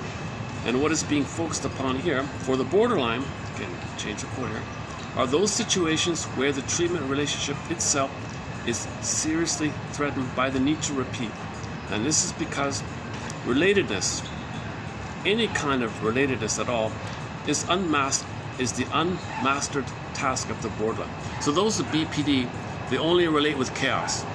They can't relate in a functional way. That's why their relationships are intense, short-term, dramatic, up and down.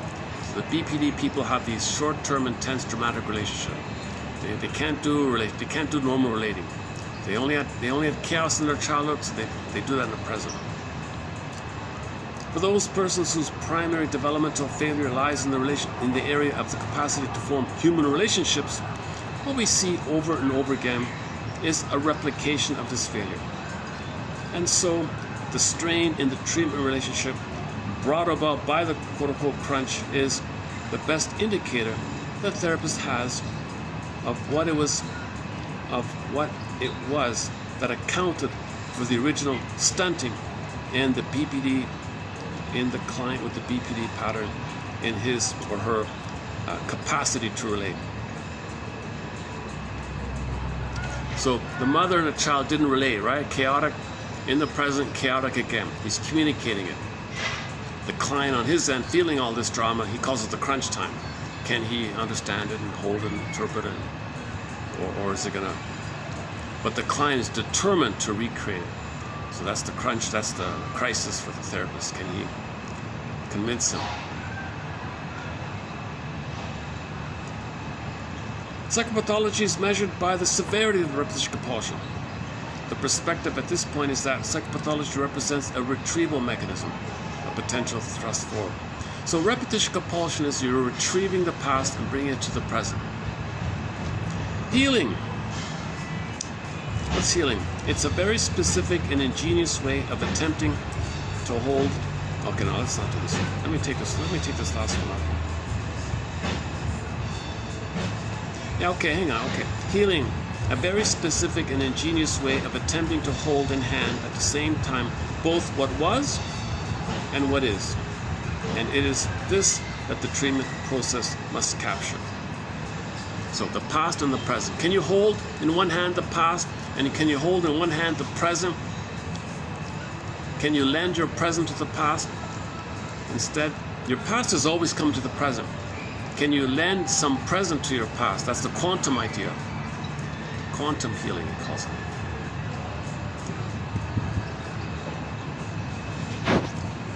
That's 31. That's yesterday's one.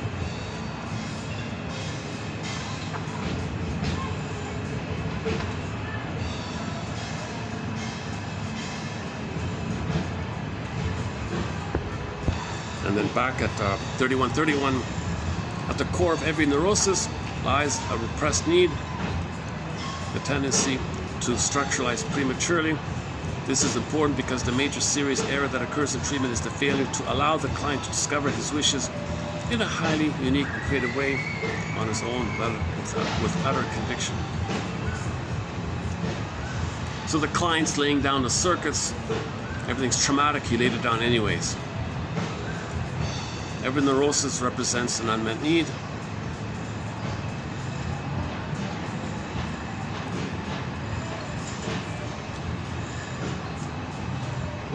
As you trace out the wish, any wish, you will eventually come upon the remains of a point in that person's life where it was necessary to experience a certain wish in order to continue to grow.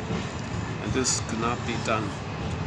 It could not be done because of something that actually existed at that time in reality. In other words, the individual perceived accurately that the experiencing of his wish posed a threat to the person or persons who were vital. That's what you're facing all the time. You had a need, crashed, unmet, pain, recreation. But the recreation is the reference to the past that you needed in order to develop. Repetition compulsion is about failed development. Repetition compulsion means you're addressing this failed development, facing the unmet need, because you hope for a better outcome for the past, so you can resume development. The repetition compulsion is the price we pay for the failure to grieve. If you're not mourning, you're just going to keep on repeating. Therapy consists of the facing down of one's necessary losses, an attempt to optimize to get the most mileage out of the healing and growth that inherently exists as a potential in any human relationship. Every feeling contains a wish or need. The repetition compulsion is an attempt to continue. The repetition compulsion is an attempt to continue an interrupted relationship in the service of the emotional growth that was earlier broken off. So repetition compulsion means you're going back to where things were thwarted. The relationship was interrupted, thwarted, disrupted, and you're going back there. You're always facing that thwarting experience.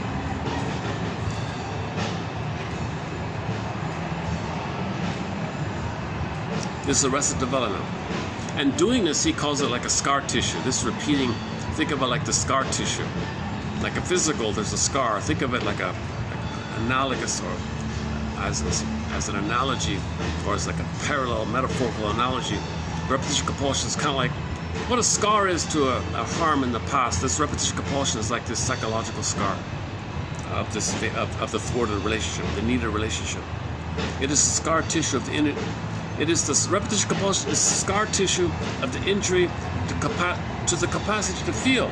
So you can feel. The repetition compulsion is like the scar tissue of the wound of not being allowed to feel.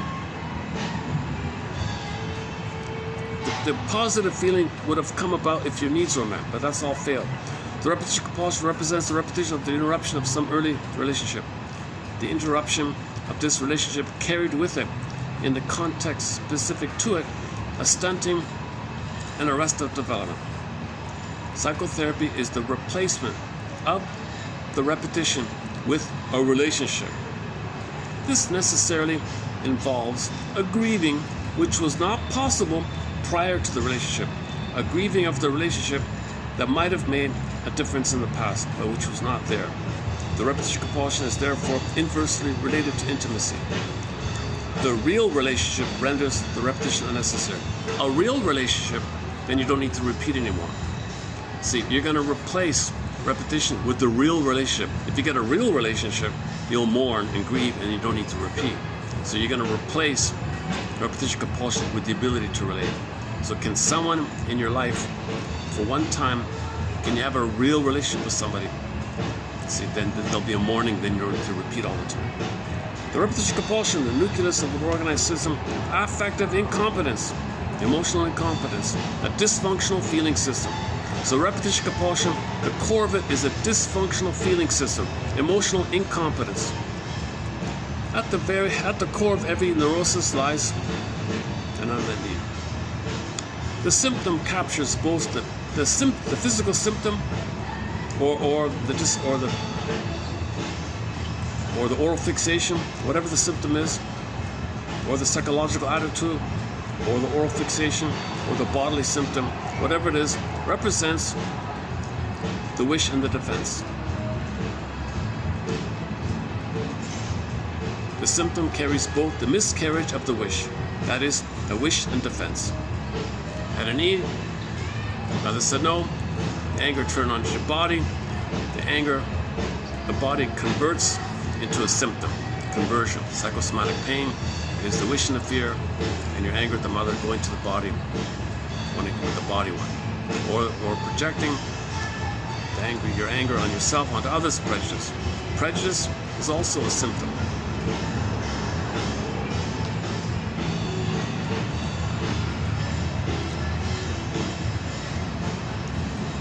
Psychopathology represents some actual failure of containment in the past. The narcissistic client will relate as if the analyst did not exist as a separate person. Yeah. So the narcissist his own little solipsistic bubble, or gives people roles to play for him, doesn't relate to others as people, like that 1-year-old in the sandbox just playing by himself, ignores the other kids. Now when the kid's 2 years old, it's different, right?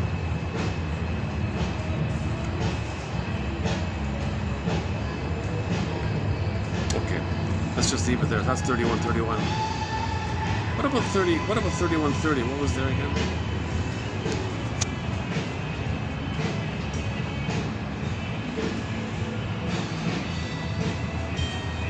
Oh, the Janoff ones, okay.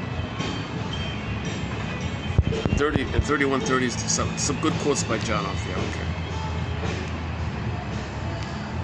So it's a good stretch, I think. 3131 to current is not a bad 3 stretch there. But those preview ones, man oh man. We covered Lucy Holmes one. The Diderot quote's very good. The world is a kind of spiritual kindergarten, and we're all bedazzled infants trying to spell the word love with the wrong blocks. You're apt to be down on it, but you're not up on it.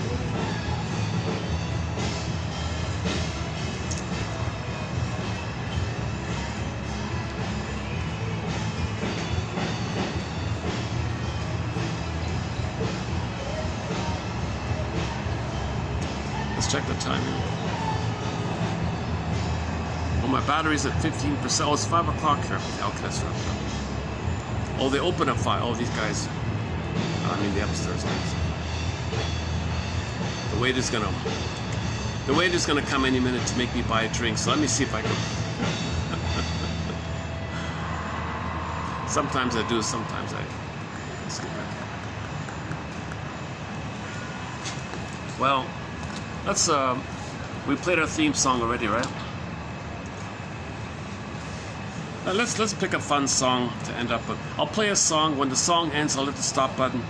So your mission, submitted for your approval and consideration, should you choose to accept it.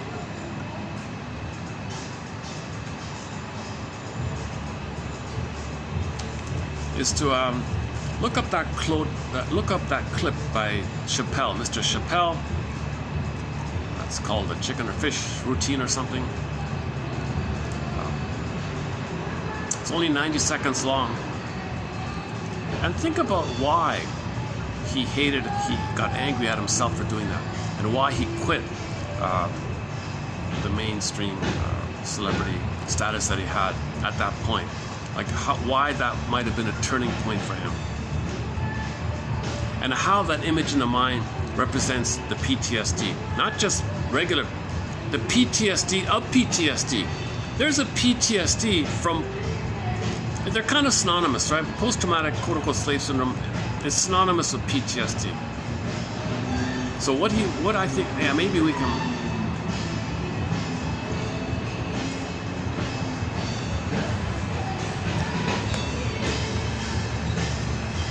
So a lot of people want to make placate others by making themselves down, so you feel superior, feel safe, they leave you alone or something. So he's kind of a little bit doing that. But people who can only feel safe by shaming their own soul, projected onto someone to shame, so they don't feel that to be reminded their mother shamed them. That's a twisted thing. So people who need somebody to shame to feel better about themselves. Play the clip by Jody. Go to the TV show called the Stony Brook episode entitled Jody. The main line in there is, they were scapegoating this Asperger's kid. And this poor Asperger's kid said, why are they doing this? Why are they hurting me? Well, some people need to find ways to make themselves feel important. I kid you not, that's the actual line in that old Western, 1950 Western. Some people need to find ways to make themselves feel important about themselves.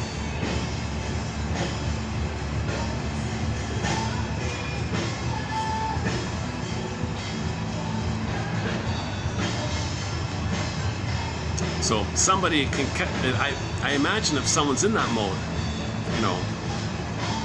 that's a reflection that they're recreating the only thing they felt in the past. Others are going to play them, they'll play the mother. That's a superiority complex as a cloak, as a flip to their shame inferiority complex. So the humor in a negative way to recreate that is about to blow off steam. So if you're feeling steam of the shame side, play them other for someone else to play you. And the humor is that suddenness of doing so, right?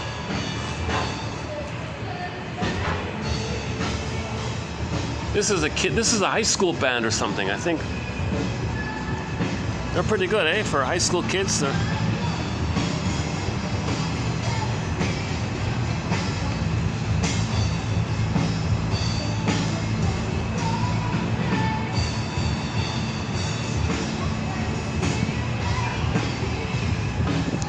That's the high school band nearby, the school nearby. I think they have their.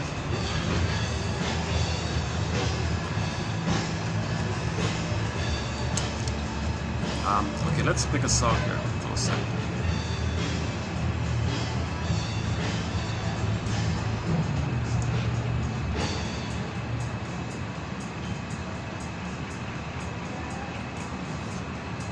Oh yeah, that got through. I played a song by the band Fanny, and to my surprise, it got through. Okay. Should we play it again?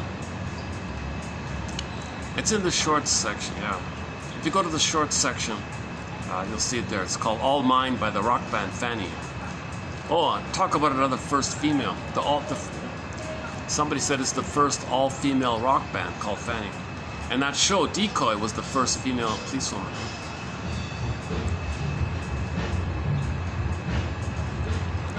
Hang on a second.